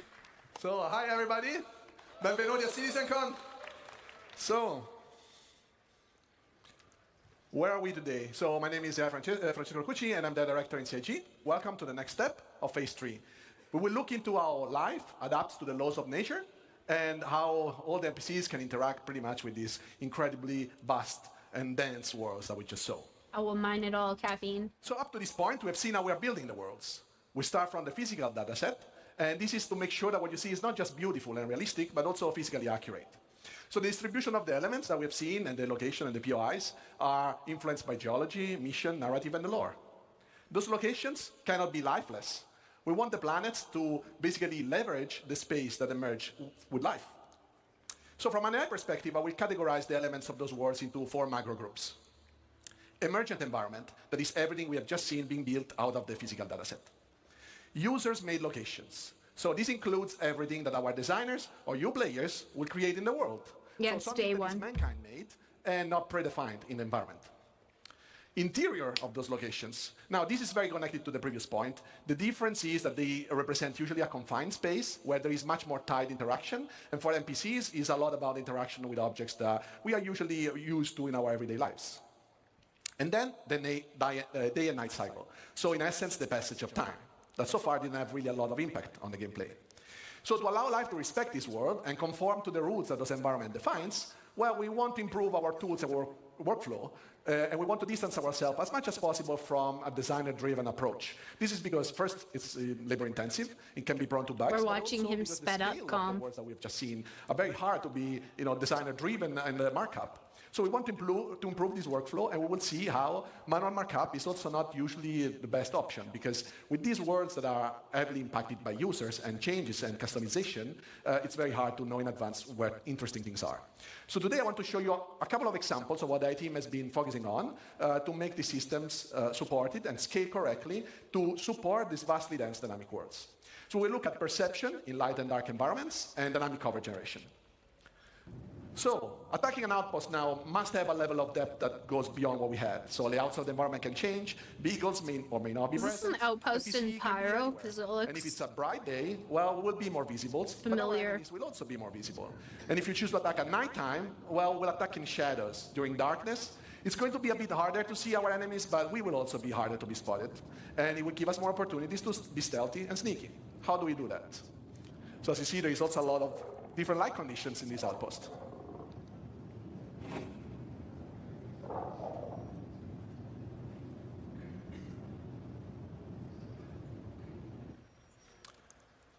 So in this scenario, we will start looking at how perception is impacted by the day and night cycle.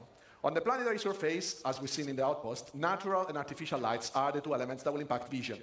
And knowing that, you can use this to leverage your gameplay style to exploit basically all the environment.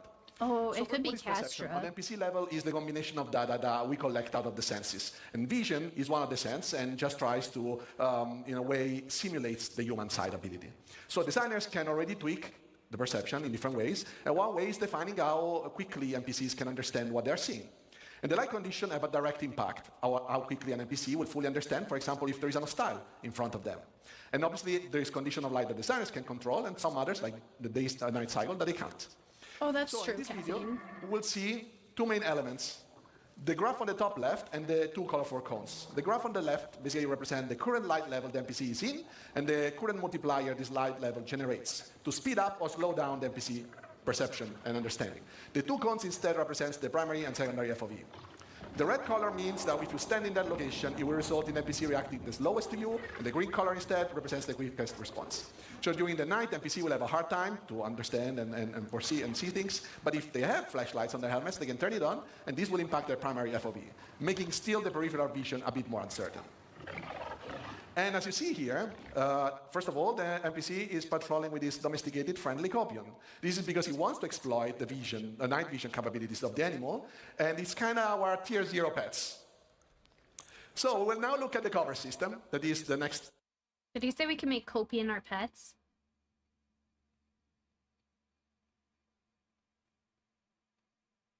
Why, Doubles? And it was a domesticated, but they didn't say whether we could do it. Pets, yes. Okay. Oh.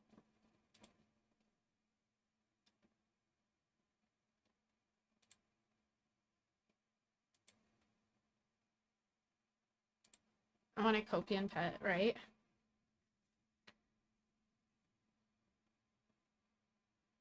All those words, yeah.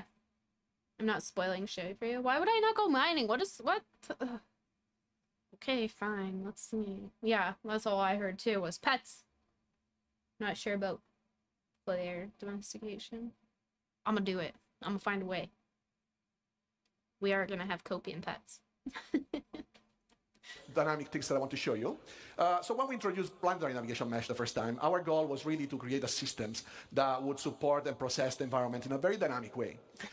Our planets are just way too big to statically export them and process them, first of all, and then the regions only exist when somebody's there and the NPCs are there. So essentially, environment has its purpose only when life exists. Also, let's keep in mind that even if we could export dynamically and statically those planets, so processing dynamically all a static version of the planet, this would be, first of all, wasteful and on the memory side and time-consuming. And also because we have a lot of org for you, Devils. of the terrain, this would require us to still reparse it at runtime, and pretty much that will be almost all the time. So to generate the cover data, we want to leverage the navigation mesh system.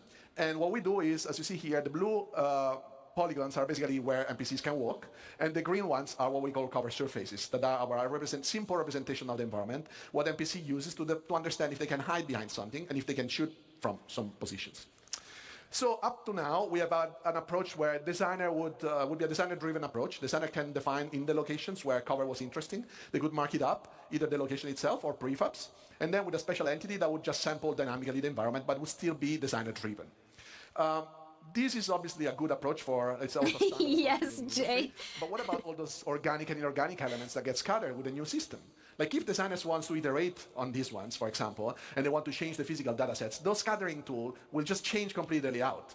And what we want is that designers can do this change without being afraid of doing it because at 125, at 125, and now they can just make something beautiful but also fun. Besides that, yes, we did have a prefab approach where you can build stuff out of small. We sped it all out. This is obviously a good approach because it's, in a way, you can build stuff out of smaller version, but this creates a lot of unnecessary data. Imagine a crate, and we can say that the crate can generate cover. Now we stack 100 crates, and what happens? That we have a lot of data to generate cover that we have to process, throw away.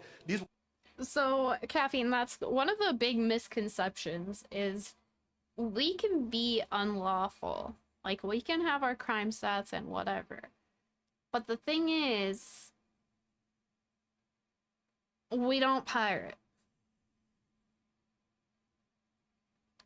That's about it. We don't pirate. Is Dora on punishment duty in ADI? Dora is part of the social media team in the staff section.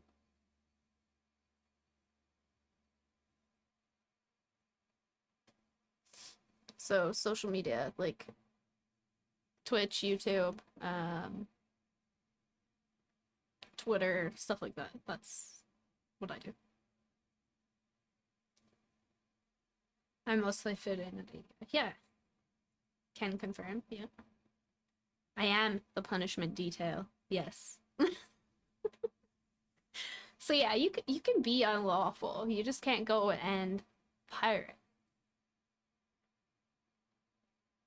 The occasional camp out. Oh, that's fair, Caffeine. That's fair.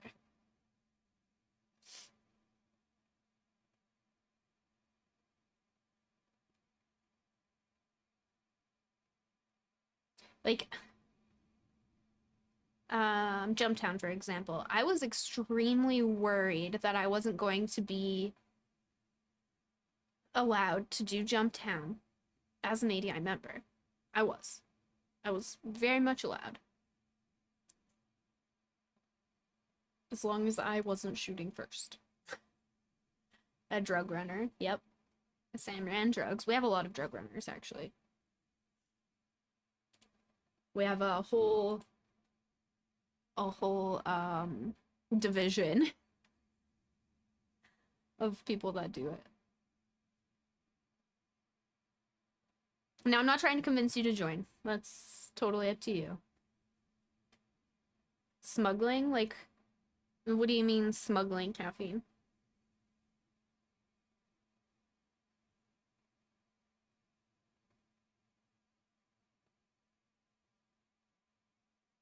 Like smuggling parakeets.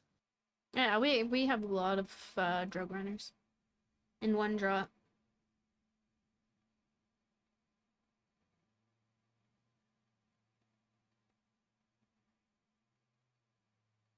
Yeah.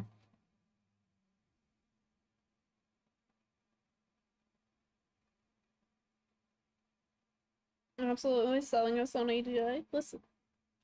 Listen.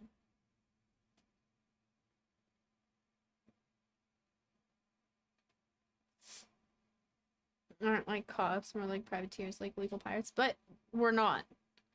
At all.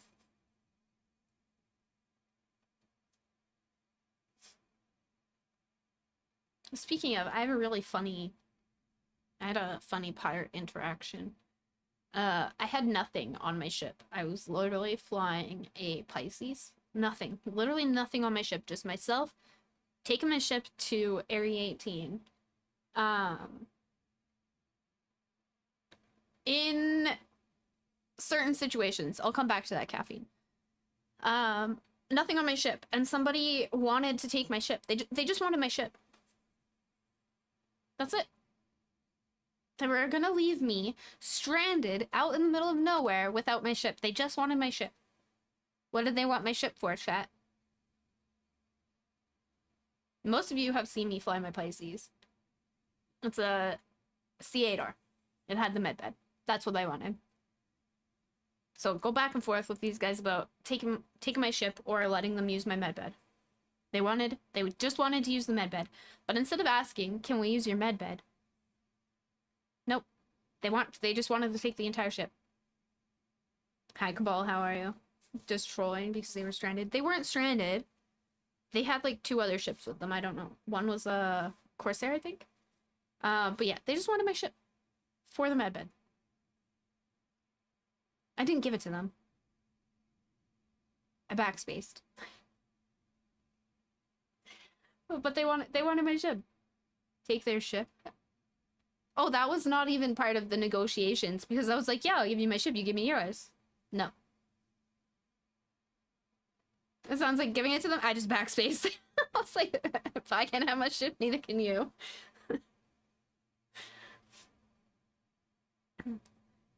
I blow the ship up or just I blew the ship up. Yeah. If I can't have my ship, neither can you. And I was just trying to go to Area 18 to land, because that's where I was going. Like, I was going from Arc L1 all the way to Area 18, right? And you know, you have to, like, quantum to the planet, and then you have to stop, wait for your quantum drive to spool back up. And yeah, during that single little bit, they wanted my ship.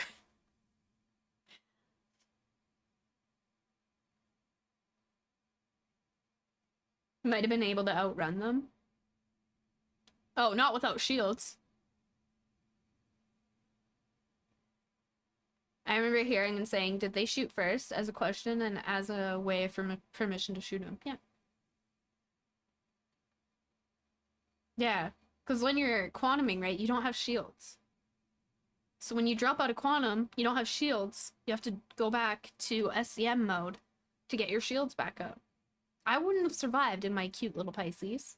Not against their ships.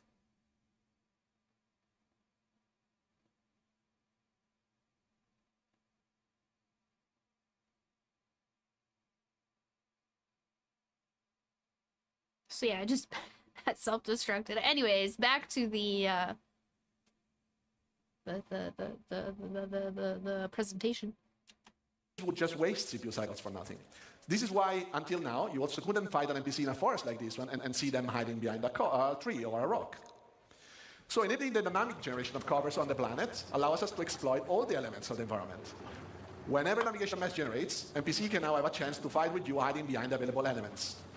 Boulders, rock, walls, and are all useful elements right now. However, we don't have to limit ourselves to static geometries, but also vehicles can be used for cover. And as you can see, this is dynamically generating while the vehicle moves.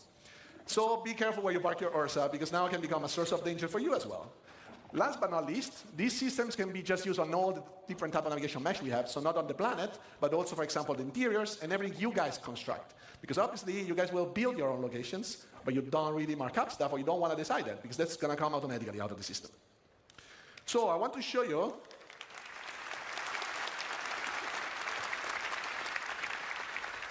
So what I want to show you now is just like a little bit of insight of what goes behind the scene when we generate cover and navigation mesh. These are some of the steps that our system does. So we always start from the environment voxelization. What that means is we process the geometry, the physical representation of the geometries, that is a little bit simpler than usually the render mesh, and we construct it in a voxelized approach. This is also using different types of agent definition. Why so? Because obviously where a human can move is not the same as where a vehicle can move. So we can define different types of precisions and then speeding up the process where we have to, or be more precise where we cannot be to. And we can also create overrides based on different things. For example, if you crouch, you can enter into smaller locations than where you stand. This process is basically common between navigation mesh and cover. After that is generated, then we can evaluate the voxel in different ways, for example, defining where we can walk. So can we make the step with our foot over a specific voxel? Or is there something in front of that hole in the NAM mesh so that we can actually cover behind?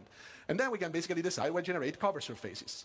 And after the cover surfaces are generated, we can process where the cover locations are. Cover locations are a good spot for NPC to be behind the cover. So what we see here is with the introduction of Maelstrom last year, obviously, we knew this would revolutionize how you guys are playing. And we did have to find a solution to handle all the destruction. So we would destroy so much stuff in this world that we had to find a solution, right? So this is why we approach the cover generation navigation mesh as it is, because there is just no way for us to predict anything that you're doing, and we want just Maelstrom to be another trigger for world evaluation.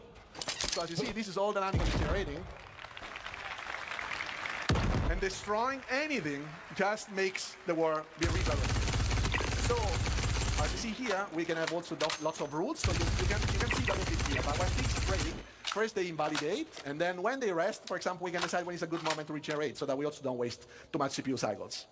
The color that you see is mostly cover quality. So you see the light green is high cover, the dark green is low cover, and then we have the red that we introduced some time ago that is basically not really good cover, but if there is nothing better, well, it's better to be behind something than being, in open space. Just give it all to us, yeah. So let's just recap.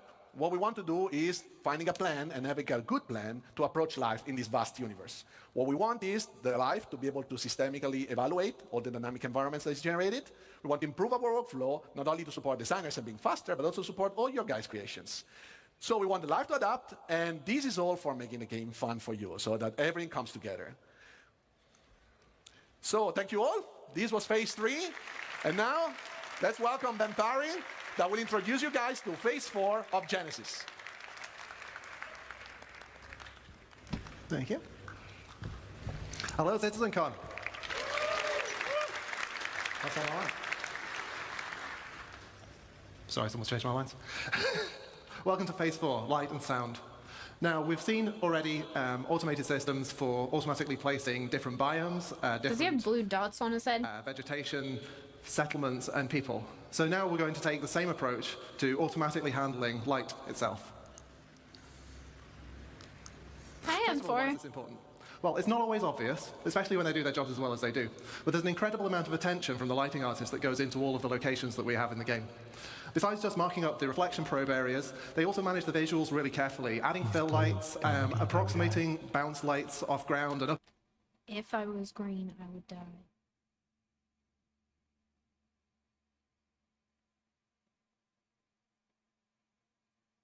To be completely honest with you, M4, I didn't watch a whole lot of it. Time zones are a bitch. Blue shirt, blue hair on a blue background with his bright blue eyes, and I'm pretty sure he has 2 dots of blue on his head. Which made me question the blue. Did you have fun at Citcon M4?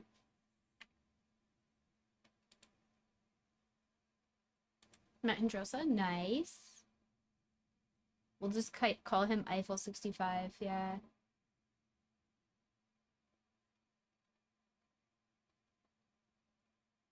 That was a blast, that's good. Didn't think this or the 3D sand part really needed this much explanation, but clap, it's nice they got to talk about their jobs. Is this important? Do we need to see this? It's hard to miss, that's true.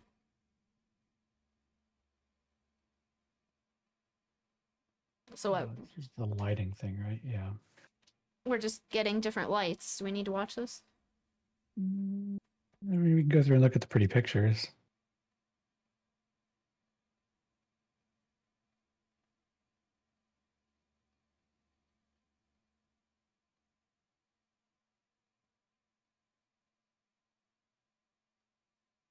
Is it going It is to kinda- Montreal?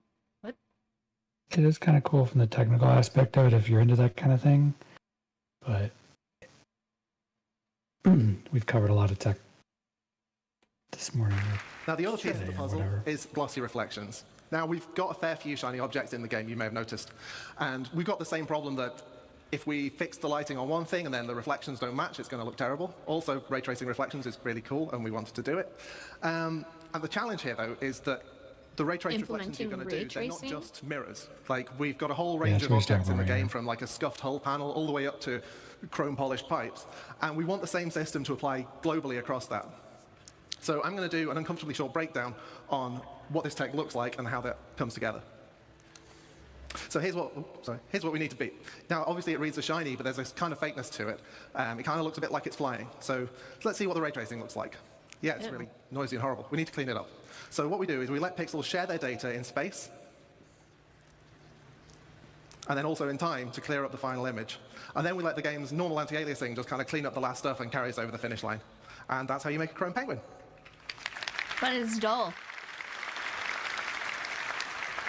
Now, I'm going to derail for a moment away from the topic of Genesis, because this isn't actually just about automating the lighting for new environments. This is also about pushing quality in areas that have already had all of that work They done by talked the about lighting it team. last year a little We're freeing bit. the artists up They're to gonna light more naturally, favor allowing the time of GPU day ray shifts tracing to if be it's not embraced rather available than to fighting against back them. up to And as I'm about to show, CPU players ray and NPCs tracing are at a going to reap lower the same benefits resolution. as well. So here we start adding natural areas of light and shade and warm and cool colors. These open areas benefit in the same way as the forest scene did, adding areas of shade and areas of open lighting. Like I mentioned, the time of day shifting leads to different ambience as the sun moves. And this is a shot that I just liked.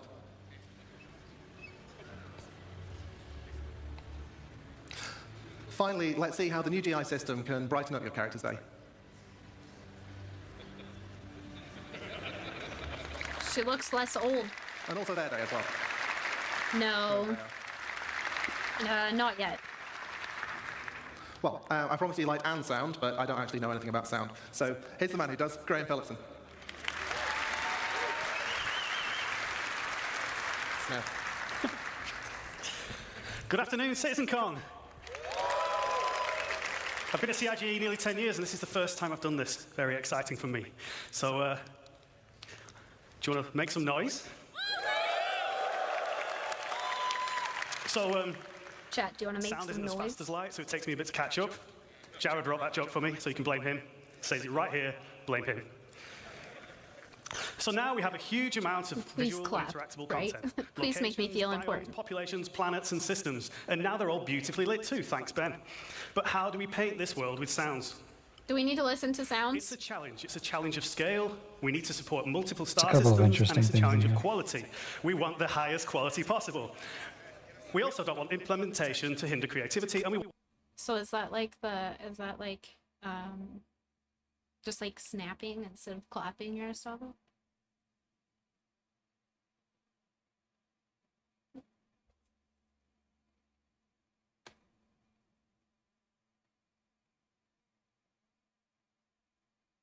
Butterfly clap.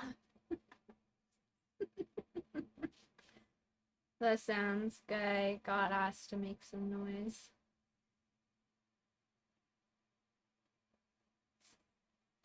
we want a seamless experience. So we're asking a lot. But with Star Audio, we can rapidly implement audio for entity classes, brushes, or audio sweeteners, all of which can be reused and reflected immediately across the game, including all of those emergent locations we talked about earlier. So again, this is Genesis data deriving what happens in-game. And we can do all this without breaking flow. So here's a fairly dry video. Sucked his teeth. Exciting later, I promise. Showing you our rapid workflow. You can skip this part. Okay. So over on the left, to think about that, we have the Wise editor. The audio is mixed into these buffers at a position that is appropriate to the object's position in the world. Changes in the position are applied to the delay buffer by interpolating the audio data. But that's not all we're doing here. Now, I know there was a bar citizen yesterday, so some of you may not be thinking as fast as you might normally. But you may have realized that by buffering the data in this way, we're not just creating a speed of sound. We are not just creating a Doppler effect. We are indeed, and I just spoiled my own line, creating a speed of sound effect. So, introducing systemic speed of sound to the game, I now have a couple of minutes of video, and we go through rapid fire, looking at some fantastic examples of what this brings to the game, starting with a spaceship pass by that is supported tonally by the systemic speed of sound.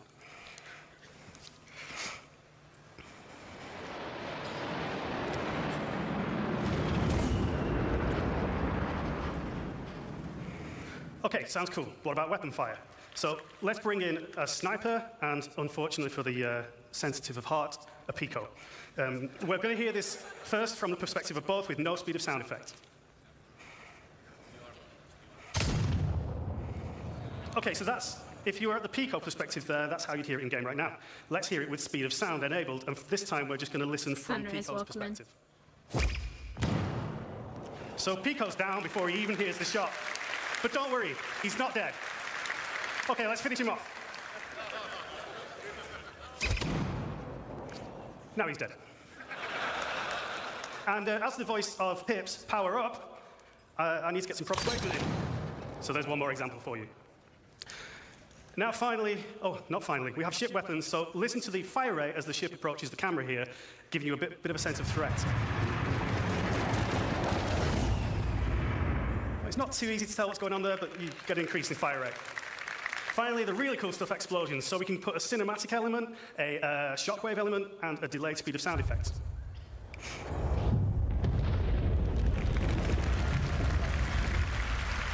And that's way too cool to do just once, so we're going to do it twice more from further distance. So again, cinematic effect first when you see it. Shockwave. And the explosion itself. This is all completely driven by parameters in the game, so we can do this for real. Yeah, it's pretty neat. Whenever you drop a Moab. One more.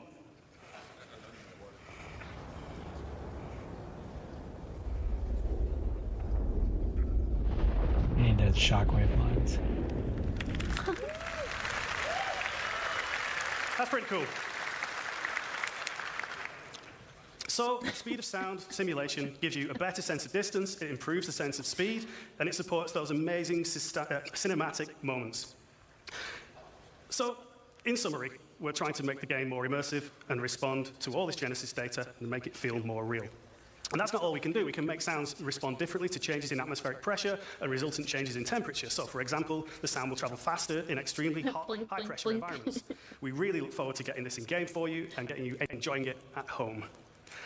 Now, that's all from phase 4 of the Genesis cycle, light and sound. So I'm going to hand you back to the amazing Ben and Ali to bring us home with the final phase.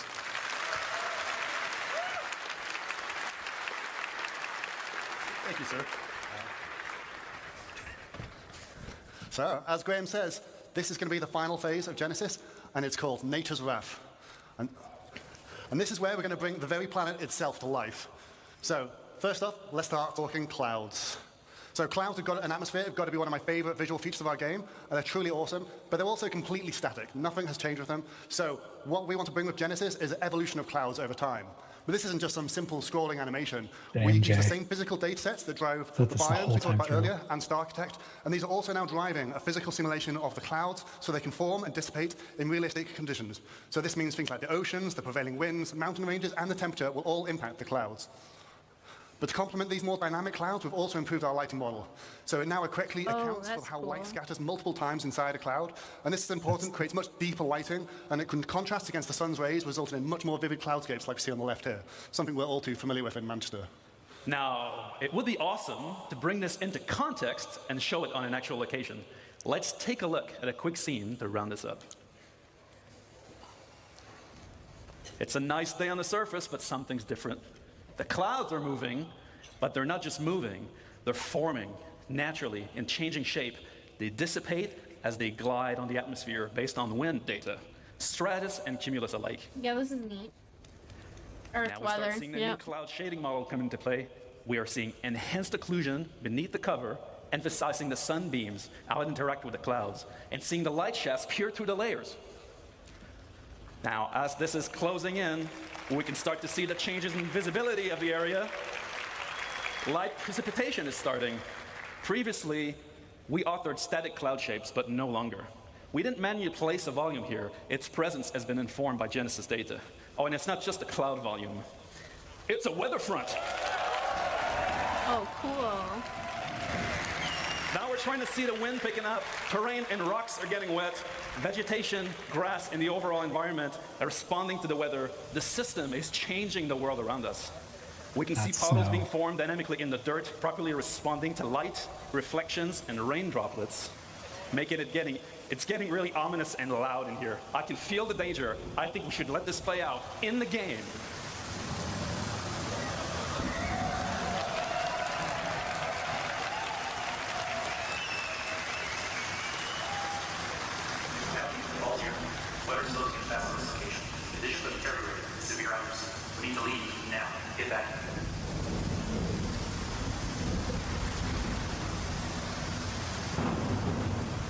Is there gonna be some like tornado?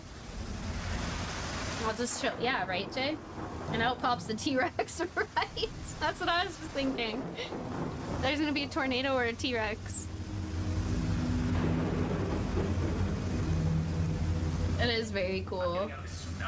Powering up and flying out. We'll need to switch to IFR. See you on the other side.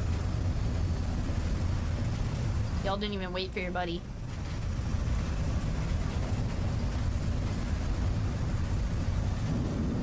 He's gonna go into that. Oh. I was like, he's gonna fly into that freaking tower. Oh.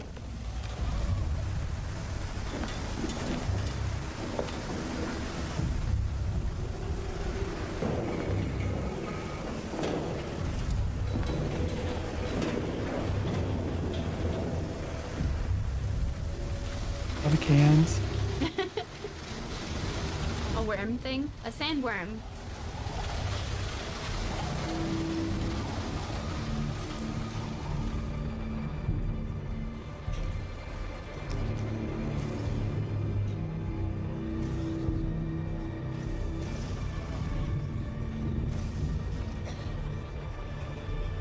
A swamp worm.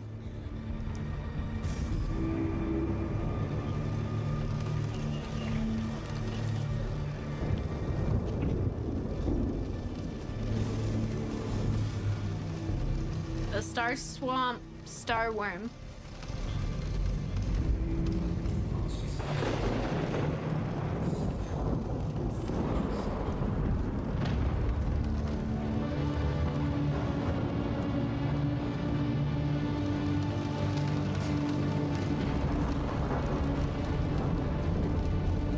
Who says better windshield than most ships confirmed? Right.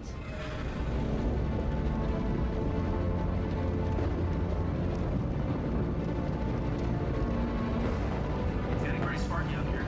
Recommend deviation.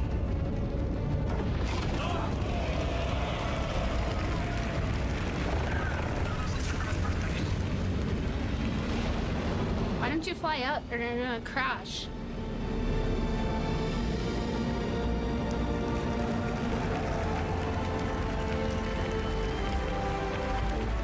Okay, that was really cool.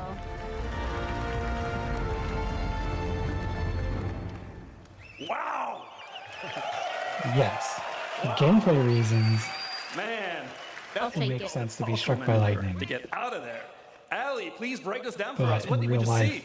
Yeah, so that was a combination of lots of tech we just saw, Right. all combined together to make a really great cohesive experience. You're not so we likely to started get with the struck by cloud lightning. simulation, which wasn't really a cloud simulation, it's a weather If you are, simulation. it's not gonna The do rain much. will appear not at random, but it's based on physically plausible conditions, so you have real weather fronts evolving across your planet all the time. We have a host of visual effects, like the rain, and then you have the When atmospheric leaving scattering, orbit, the right? columns of rain. We had the puddles and the splashes and all of this type of visual effects. We saw the wind developing over time, and that introduced turbulence to the flight model, making flight very challenging. And then, of course, we saw the lightning, which plays havoc with your instrumentation, but direct strikes will damage your ship, and of course, some storms will be dangerous enough to be fatal, as Ben's unlucky Aurora just found out. And these storms will sometimes be short-lived and localized, but others will be larger and potentially permanent on some planets. And this is going to restrict access via flight. I mean, players will be forced to resort to ground vehicles or even foot. And this is all going to be dynamic, meaning that you might find yourself trapped in some really unexpected situations. So we really can't wait to use all these mechanics to open up many new gameplay opportunities for all in the verse soon. They did say the wind was going to affect your ships too. Yep. A wise yogi once said, "It's your job as a pilot to compensate and stay on course." All right, what have we learned today, guys?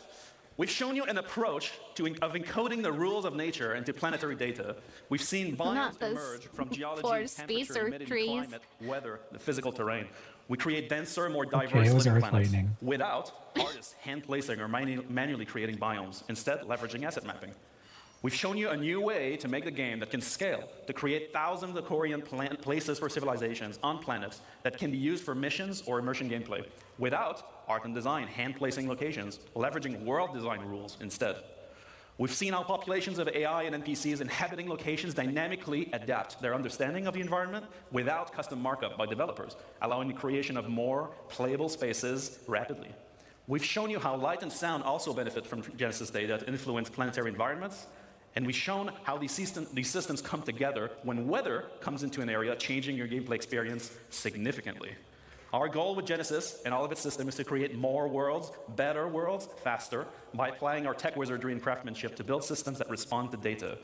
That's our Star Engine presentation for today, guys, for this year. Have a great Citcon of mine and Sean.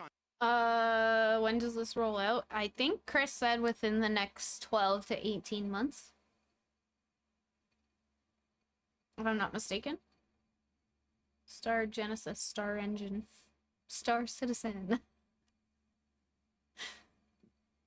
Alright, who's friends? Why are we talking about friends? 1, 2. All right, cool. Okay, so in the Star Engine presentation, 12 to that 18 was months, Benoit. yeah. In this one, I am Balt, my player persona. I will now channel my inner Jared in this one, and I will be your host for this panel. Woo! It's time to discuss a social universe, but before we start, I have a couple warnings. First one, let's take a look at this one. I took this in our last technical preview demonstration, and God, I was so happy to see all these people on the train. It just made me like very, very emotional.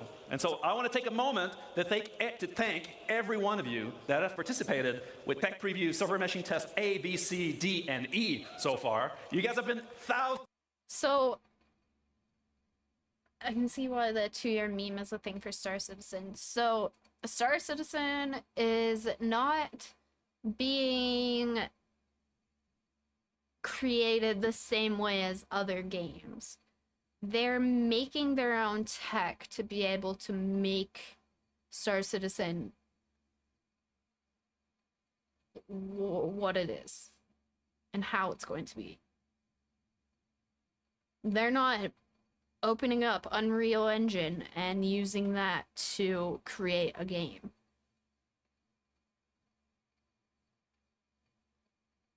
That was cool being in with 1,800 people. I would feel crowded.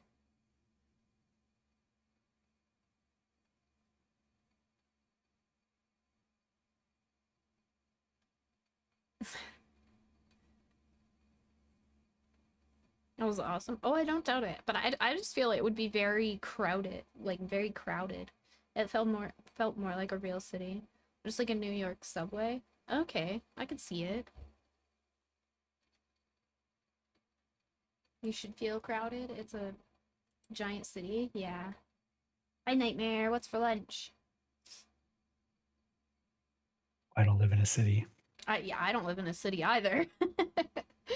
Well, What did I miss? That everything we're seeing in Star Citizen is Earth trees, Earth weather.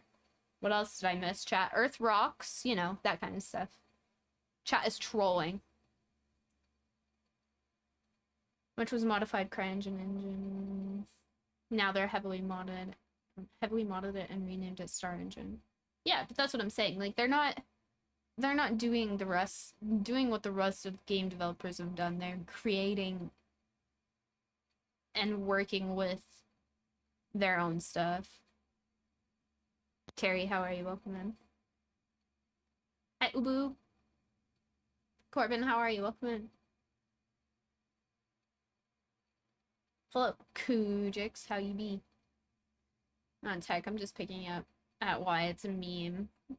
Yeah, it just takes it just takes it takes time, right? Thank you for that follow.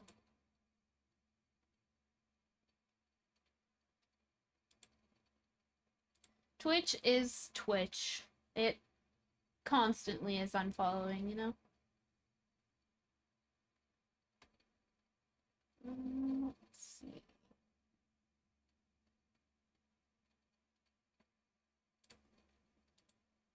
A lot of work here. Oh yeah, for sure. Star Engine is its own thing now. Yeah. Alright, let's watch this crowded train video. Thousands to come and help us test this technology, and the team and I are really humbled, and we feel energized by your energy. So on our behalf, thank you very much. Now, that's true. I ever saw that. The above picture is really nice, other than this guy, but it does present a problem. A fundamental part of playing a massively multiplayer online game is how you connect with other players, to join in on adventures, or to receive support when you want to get out of a tricky situation, or you want to participate in endeavors that are bigger than yourself, or simply you want to run a business and make a profit. Well, as our game server shards grow, you will encounter more players, and for that, we need to scale Star Citizen's social tools to MMO size. Our ambition has always been to build a grand social system, including not only the Okay, chat, you want to know something crazy? When I first started playing Star Citizen, I never, ever saw another citizen. It didn't matter where I was, I never saw another citizen. It wasn't until like maybe a year ago that I started seeing other citizens run around, like Area 18, Microtech, stuff like that. And then I also never really saw other like other ships out and about, and now I see it everywhere. About the time they increased shard sizes. Yeah, actually. Which is wild. Like when I first started, I think that it was like a 50 player limit, maybe. Yeah, about that. And now it's like I see them all over the place. I couldn't imagine this. Oh, really? No, I never did. 50 sounds right. Yeah, that's what I'm thinking. I never did. It wasn't until recently that I started to really start seeing people. 40 player servers were dead empty. Yeah. That's what I'm saying. Like, I never really saw anybody. And when I first started, I said to Tara, I was like, am I ever going to see other people? He was like, no, not really. Like, very rarely will you see other people, unless you, like, party up with them and, like, meet up with them. But yeah, then all of a sudden, I'm starting to see so many more people. I miss Porto. No. I do miss PO, though. Why? I remember 316, 30 player limit. Yeah, that's when I started, was 316. EO would absolutely not work with that many people. It's just not a thing. PO is my favorite station. Why?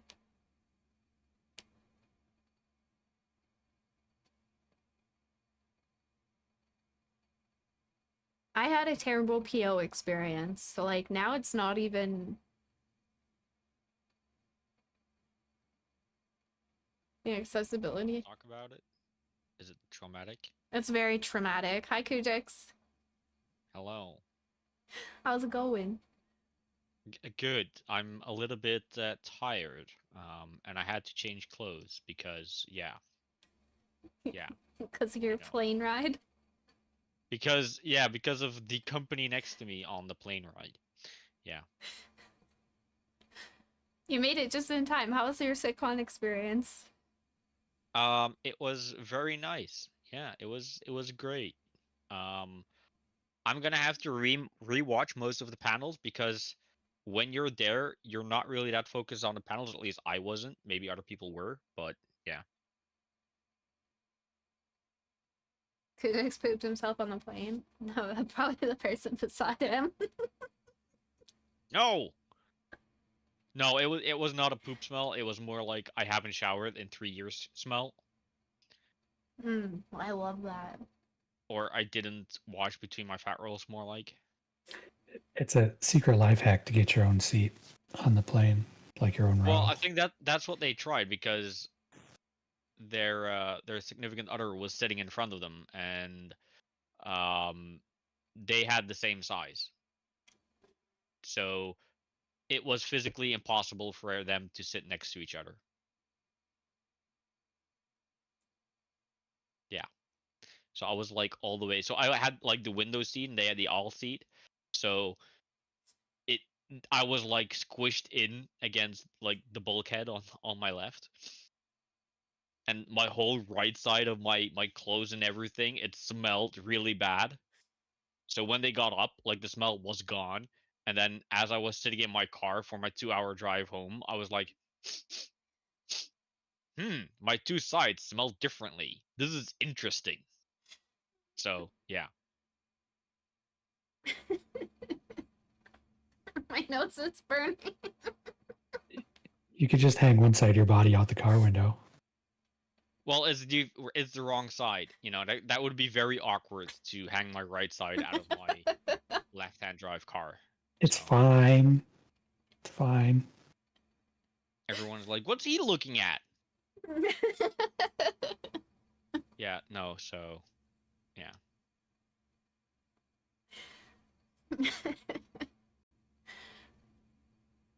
Yeah, that was a rancid.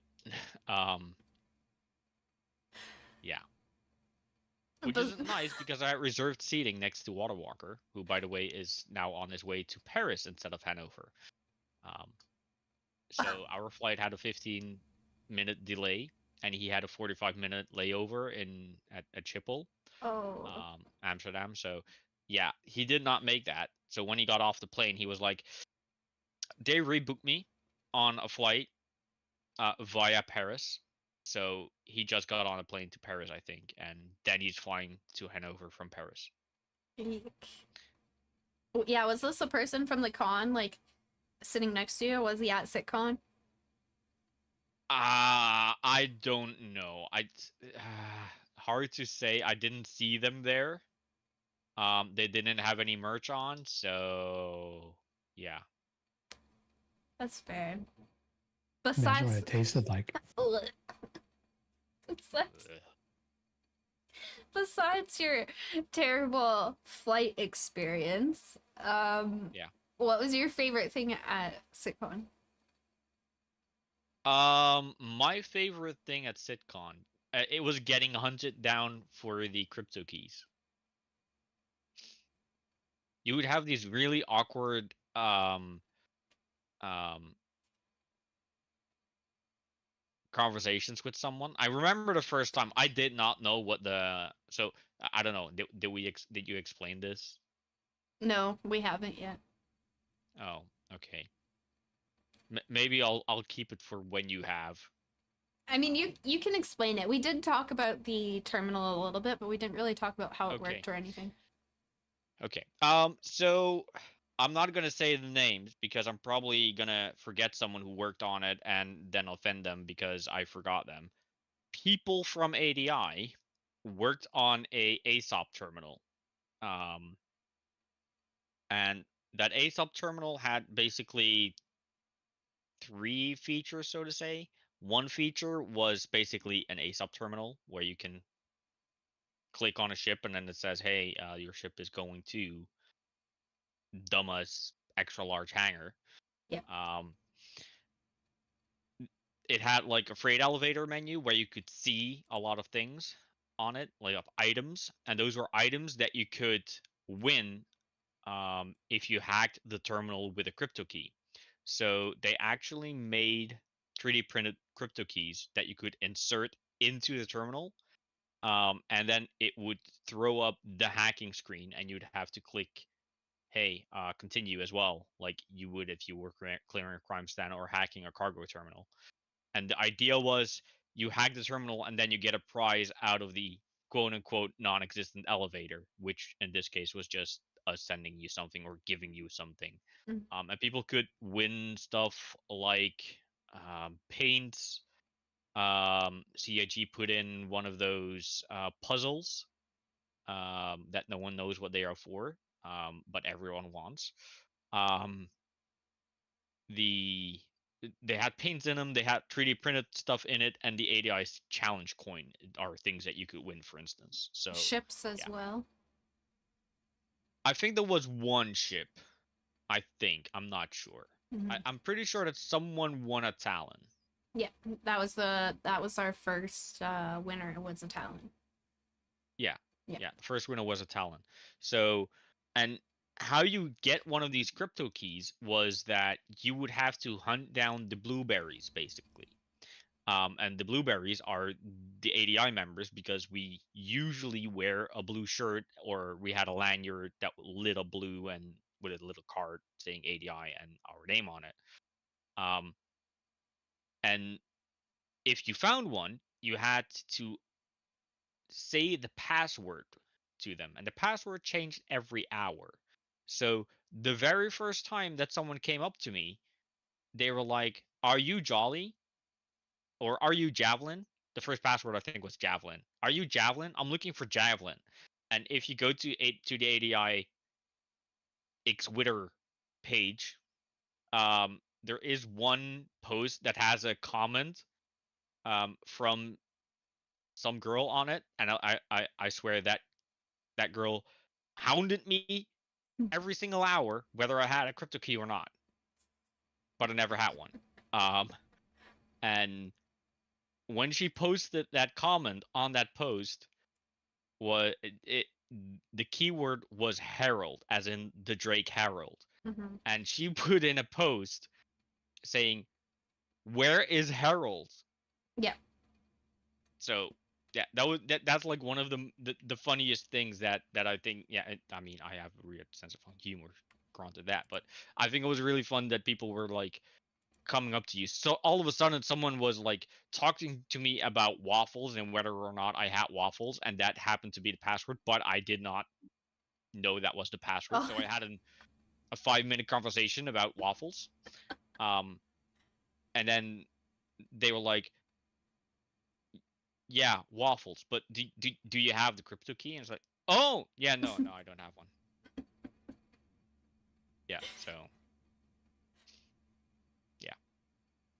It was posted to X. Yeah, there was a lot of I was pushing out Twitter posts like no freaking tomorrow. It was nuts. Yeah. Smurfs, yeah. It was really cool. There was a lot of devs that obviously came to the booth, and a lot of people that just walk up to you and just start talking to you, and then you're like, "Oh, yeah, um, okay, who are you?" um, so on Thursday there was the Bar Citizen event, Mhm. one of the Bar Citizen events, and we had like this little booth seating area in the bar, and we were sitting there, and all of a sudden someone joins us, and I'm like, "Oh yeah," we were talking and stuff, and then they left and they said, "Yeah, I'll see you in the con and everything," and I'm like, "Okay, bye." And then I asked, "Who is that?" And it turns out that was the COG employee. So Oh. yeah. Did anybody call you Angry Elf? Nope. Nice. You got lucky. Nope. So that means that not enough of you guys went to Citcon. That's what that means. I did send a few people searching for the Angry Elf, so I was wondering if they found you. No one called me an angry elf, so yeah, they didn't. Did I meet anyone of you there? I'm really sorry. I'm really bad with names. Probably not. When Citcon is in Montreal, I'll be there. Isn't it going next year to Montreal? There's We don't know yet. speculations of it. Um,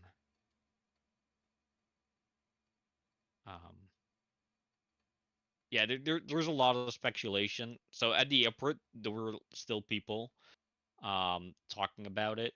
And so I was in line for Starbucks in the morning at the airport, and there were like people behind me and at Starbucks. I think it was Jake a cappella, but I'm not completely sure. And people were talking about it, saying, "Oh yeah, I think next year is going to be Montreal." And yeah, I'm not sure if Jake heard that, but he was surely grinning after that. So I think there is a lot of speculation about it being Montreal. It would make sense, kind of, because they have a new, the whole turbulent thing. Mm-hmm. But I don't know. People are really hoping for Austin next year, is what I've heard. And people, yeah, yeah. So I don't know.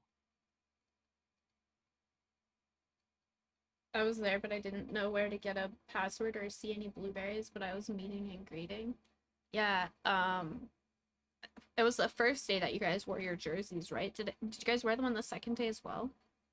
So some did, I did not. On the first day, most of the ADI members wore their hockey jerseys with the name on the back. On the second day, we just wore preferably any ADI merch, or if you have it, the blue T-shirt that we had from last year. Yeah. So that's what I did on the second day, but I was wearing the Banu language hoodie from last year over it, because as fun as it is, it's not very fun if people follow you around to see if you go and pick up a crypto key and then 5 seconds later come and ask you with password if you have a crypto key. Yeah. So, yeah, I smuggled a few crypto keys on Sunday out and handed them out. Nice. It better be Montreal next year. It would be nice if it was. I know quite a few people that if it was Montreal would be able to attend, whereas Manchester just wasn't in the cards for a lot of us. I think it will be like that one way or another. Mm-hmm. Especially with there's quite some dedicated clusters of Asian players that don't get to go anywhere, basically. Mhm. They always have to make long flights to get anywhere. Mhm. So that's one thing to keep in mind. And another thing is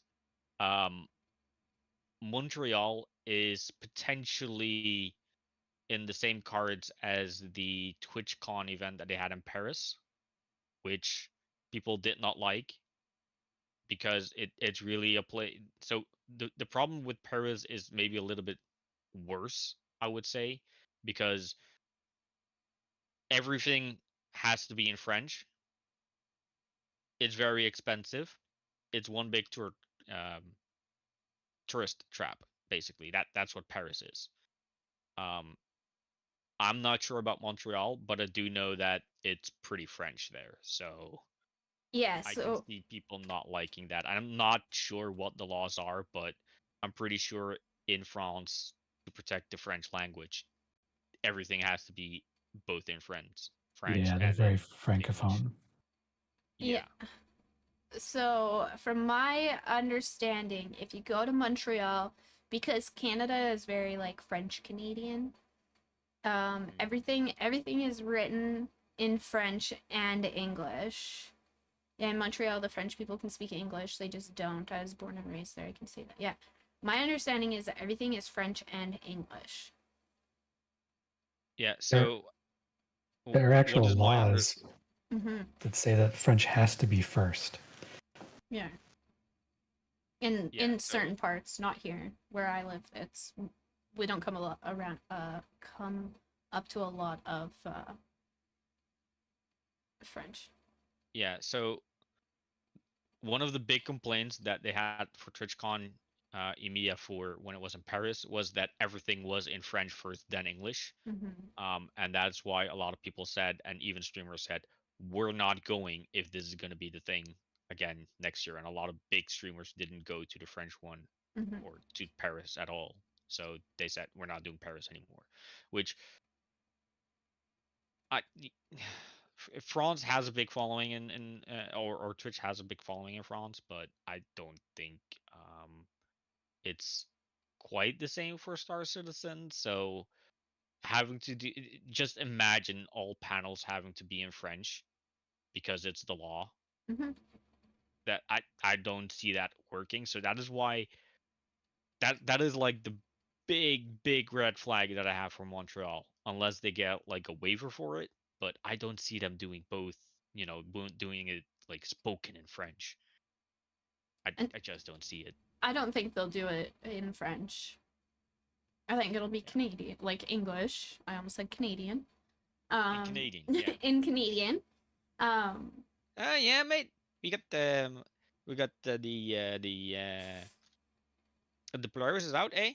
No. Yeah, that's Canadian. But that's what I'm saying. Like, I don't think that they'll do it in French. I think it'll be English. Well, the question is if they are allowed to do it in English. Because for Yes. TwitchCon France, every announcement had to be French then English, and every event that they had to be French then English. So it's really awkward for people who aren't French speakers. So Yeah, no, it'll be English. F1 goes to Montreal and it's all English. Yeah, it'll be English for sure. yes, Jarrett, but that's not the announcement. The F1 goes to Montreal and the broadcast internationally is English, but if you listen at what they speak actually at the venue, it's French then English. I don't know. I guess we're gonna have to see. I'm curious though. It would be cool, and I feel for CIG, I have a feeling like this is really a big party because like I think literally everyone from CIG is basically there, at least from the local part. So I could totally see them wanting to do something in Montreal just to bring the party to Montreal as well. So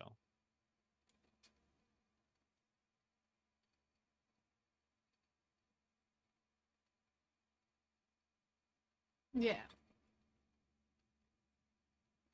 I don't know. I think it'd be neat because they've done it at all of their like major offices, right? And so I think maybe Montreal would be up next, but I don't have high hopes for it.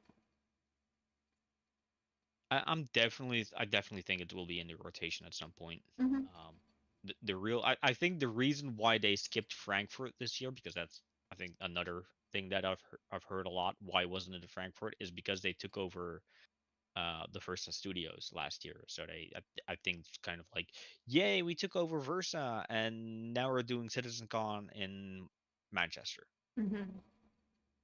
So maybe the next European one is Frankfurt again. Maybe. Move my PC back. Nice. What else? What else did you enjoy?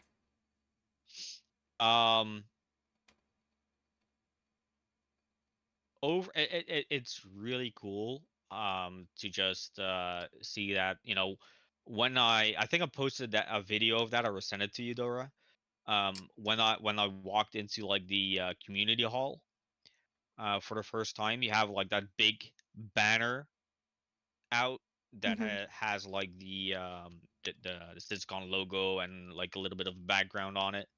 And then I turned the corner and so I went into the right towards the the shipping containers with the booths in it. So I saw the booths and that looked cool. You had all the logos on it from all the different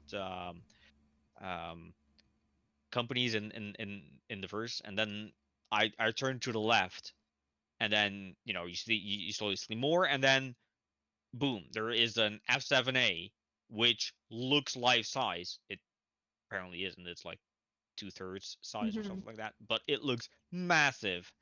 And yeah, that was so cool. So I looked at that for like 5 minutes and then went to the ADI booth. And all of a sudden I hear like an alarm going off. I'm like, oh shit, what's happening? Mm-hmm. So I turn around and I look at the F8, and then I hear engine test in progress, Oh. and it's just, like loud as hell. And the F8 is like lit up in red, and there's like sound effects going off and light effects going off, and I'm like, what the fuck is going on? And that like happened every 15 to 20 minutes when there was not a panel going. So that was super cool. Um, so yeah, I think the theming that they did on that was like that is not a soundbite that is in game, I don't think. Mm-hmm. And it is absolutely amazing. They had a few more. Um, so in the community hall, when there is like nothing going on, they have these announcements playing, Mm-hmm. and they have things like, um, a Moby-Glass was found outside of the med bay. Oh, yeah. Please come to Lost and Found to pick it up. And there was one like, please stop leaving your medical gowns outside the clinic area. And someone parked their ship in a storage bay. Please go move it and then they give a registration of the ship. Yeah. Like that was like so cool. And at first you're like, oh yeah, someone just parked their car at the wrong place when you hear something like that, and someone found something, but it's like all these fake things. Yeah.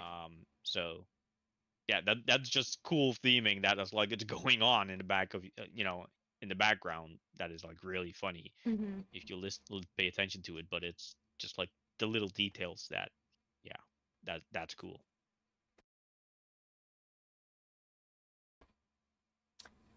Well, did you get to go to the office tour? No, I did not. I was not invited. I know quite a few people posted on Twitter about their invite getting lost. They were pretty upset that they didn't get invited. Yeah, so I think that is something that happened yesterday afternoon. Mm-hmm. And it's actually really close to the venue where the Atmo thing Mm-hmm. was going on. Yeah. I'll not talk about the Atmo event. Yeah. But yeah, there was a large group outside, and I was like, that's a lot of people. That's a lot of people. Mm-hmm. Yeah. Yeah. Overall, I think it was really nice. They have some logistical things that they need to figure out. Like, I did the pre-registration, Mm-hmm. so I went in Friday and stood in line on Friday to get all my merch and stuff. And then the line to get in for the people who had pre-registered the following day was longer and took longer than actually picking up everything on Saturday morning. Oh. So yes, I don't have to carry it around all day, but yeah. It took, I think it took like half an hour, 45 minutes for us to get in, and both queues were pretty much empty by that point. So especially if you had like the premium ticket, then it did not make sense to queue up. That's fair. On Friday. So how did the server mesh handle over 2,000 people in the same room at the same time? Well, I think the Squadron 42 live demo that was definitely live showed how that went. Once it's going for like more than 24 hours, it gets a little bit unstable and it starts to crash things. So yeah. Yeah, it's pretty good. It's pretty good. Yeah. Did you run into any people in the elevator? There was actually no elevator. It was all one floor, so I didn't. Yeah. Yeah. The stairs worked. So that you didn't get glitched outside by the elevators. No, and no one was running. There was no one sprinting or running. Well, wow. there was. Actually, there was one person sprinting and running. There was someone sprinting and running after an ADI member. What? Yeah. And the reason was the crypto cards. People actually went really crazy for them. So someone actually ran after an ADI member and fell to the ground and actually had a cut in their hand. Oh yeah, the Or their medical fingers. issue. Yeah. The medical issue. Yeah. Yeah. We posted about that on Twitter too. Yeah. I'm not sure if that member that Blueberry actually had a crypto card or not, but I do know that she got a crypto card. So yeah. Yeah, people, please do not hurt yourself to get a crypto card from us. That was not the intention. ADI causing mayhem and panic at Citcon. Yeah, apparently it was pretty crazy. Like a lot of our guys couldn't go anywhere without somebody being like, "Hey." Yeah, yeah. So people who were in line for food or people who were in the merch line were asked, and it got even crazier that someone was like in the bathroom at a urinal, and they got asked for a crypto card. Please, guys, don't do that. That's a little bit too much. Yeah, sorry. Don't do that. Yeah, everybody was just going absolutely crazy. Yeah. I mean, yeah. If you didn't see it, you might not fully understand, but it is really cool to have that. Like,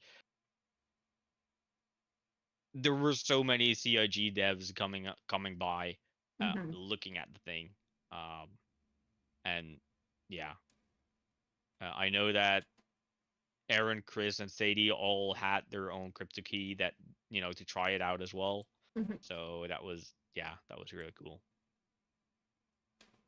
Was Dumma taking the crypto keys back?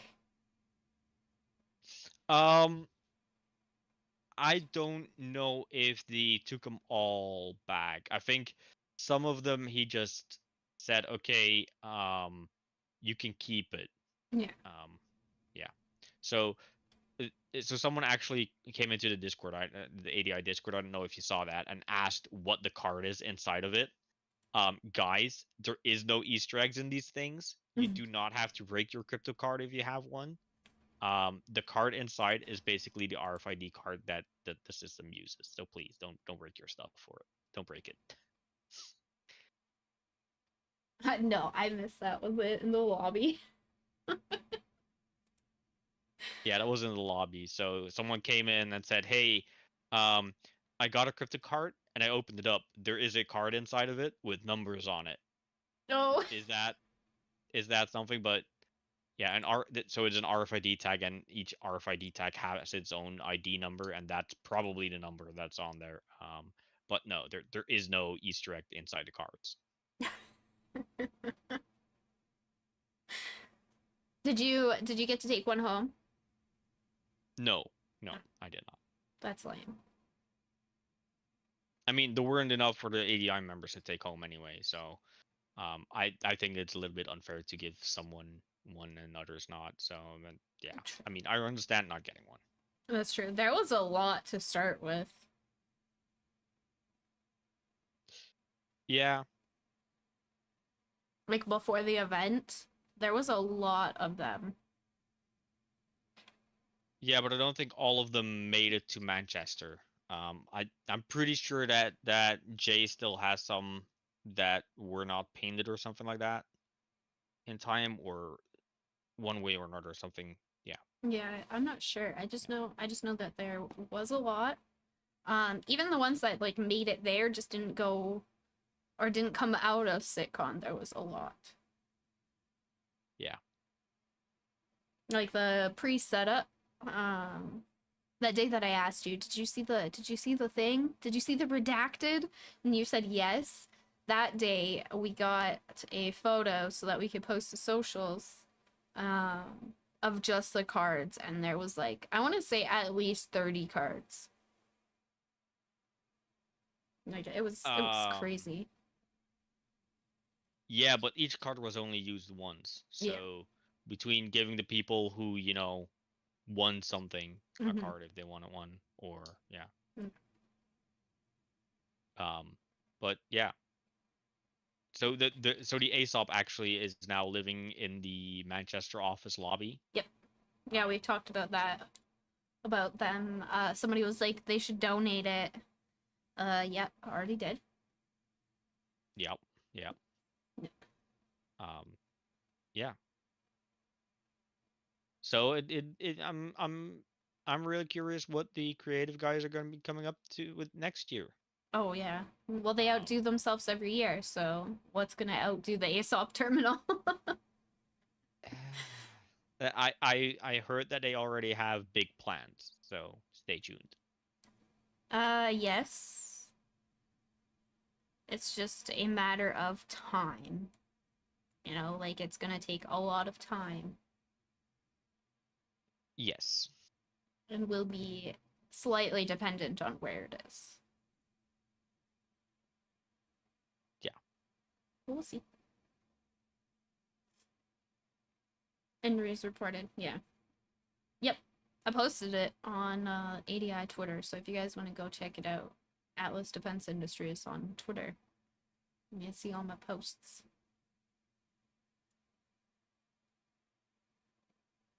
Anything else? How's the food? Did you eat some Big Bennies? I think one of my Big Benny's photos might have made it up on the Twitter.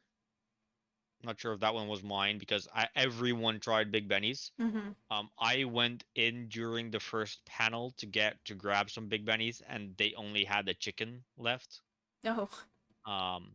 So I had the chicken. Mm-hmm. Let's just say if these are the noodles from the future, I'll be really sad. We're all going hungry. We're all gonna go hungry, but the pizza was pretty good, and I saw a lot of people and really enjoying the nachos and the burritos. So I don't know if anyone got any of the. I don't even know what they sold at the other one. It didn't say.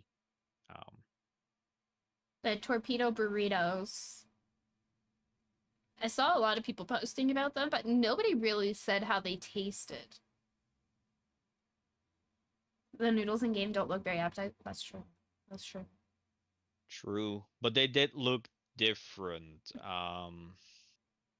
from the ones that are in game. This was definitely more a hey, this is what we can do, and not what you yeah. Yeah, the burrito. It wasn't bad. Honestly, That's good.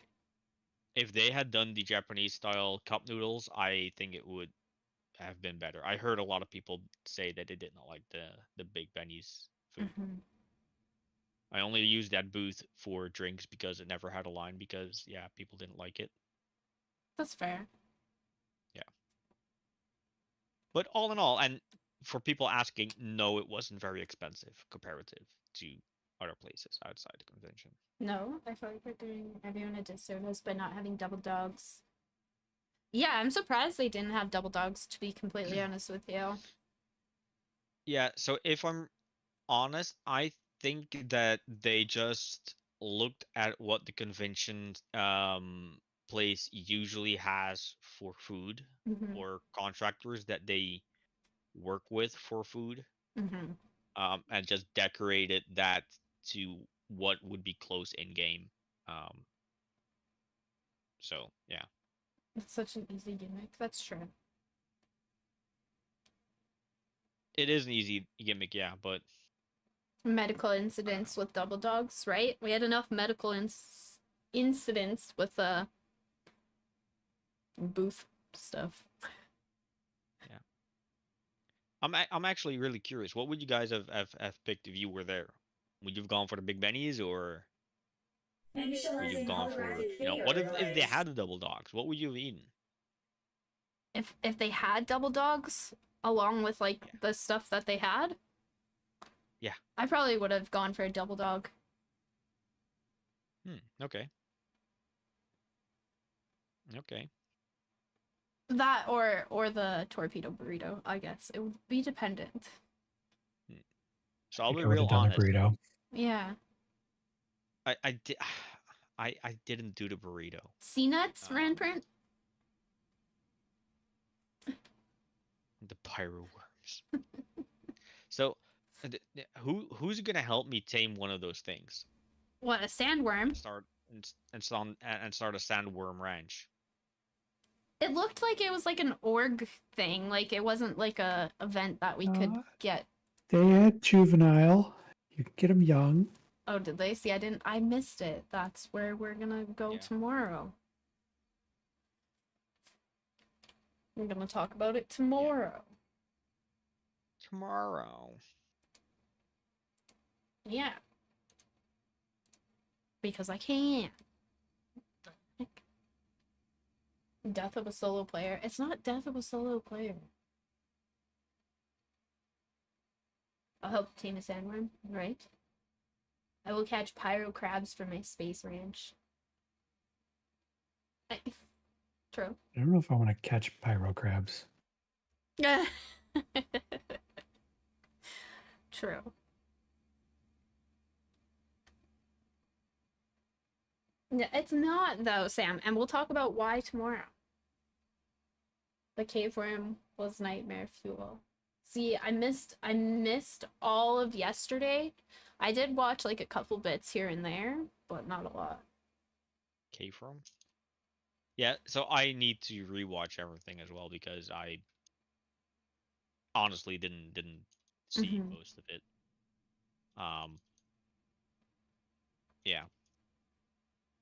The main viewing hall was not I think big enough, or were a lot of open seats in between, but you couldn't really get in between the rest of the people. Yeah. Yeah. All right. Well, thank you guys for joining me. We're gonna go through more Citcon stuff tomorrow as servers are still on fire, and hopefully that fire gets put out soon and we can go back to normal on Thursday. Yeah. So CIG staff in Manchester should be back at it. It's something. They were distracted by Dama this morning, probably, but that's true. They were. Yeah. All right. Well, you guys can join me again tomorrow if you wish. If not, well, yeah. Testing says they've got log traces and such to find the issues. Oh, perfect. All right, Andrew Kujix, I will talk to you guys later. Thanks, Dora. Later. Bye. Bye. All right, chat. We're gonna raid. Stick around for this raid, and you will get extra points into the giveaway. There we go. We're gonna go see Daily Noob. Please chat when you get over there. Just let Noob know that I did have to raid and run, as I do have to go to my other job. But yeah, hope you guys all have a great rest of your Monday. And if you're not in the Discord and would like to be, there's the Discord link, as well as the link to all my socials. And if you guys are mining, be sure to check out scminingmom.com for all of your mining needs. Like, I will be back tomorrow, 10 a.m. If you're not sure what time that is, check my About Me below, and it will be in your time zone. All right, bye. Initializing holographic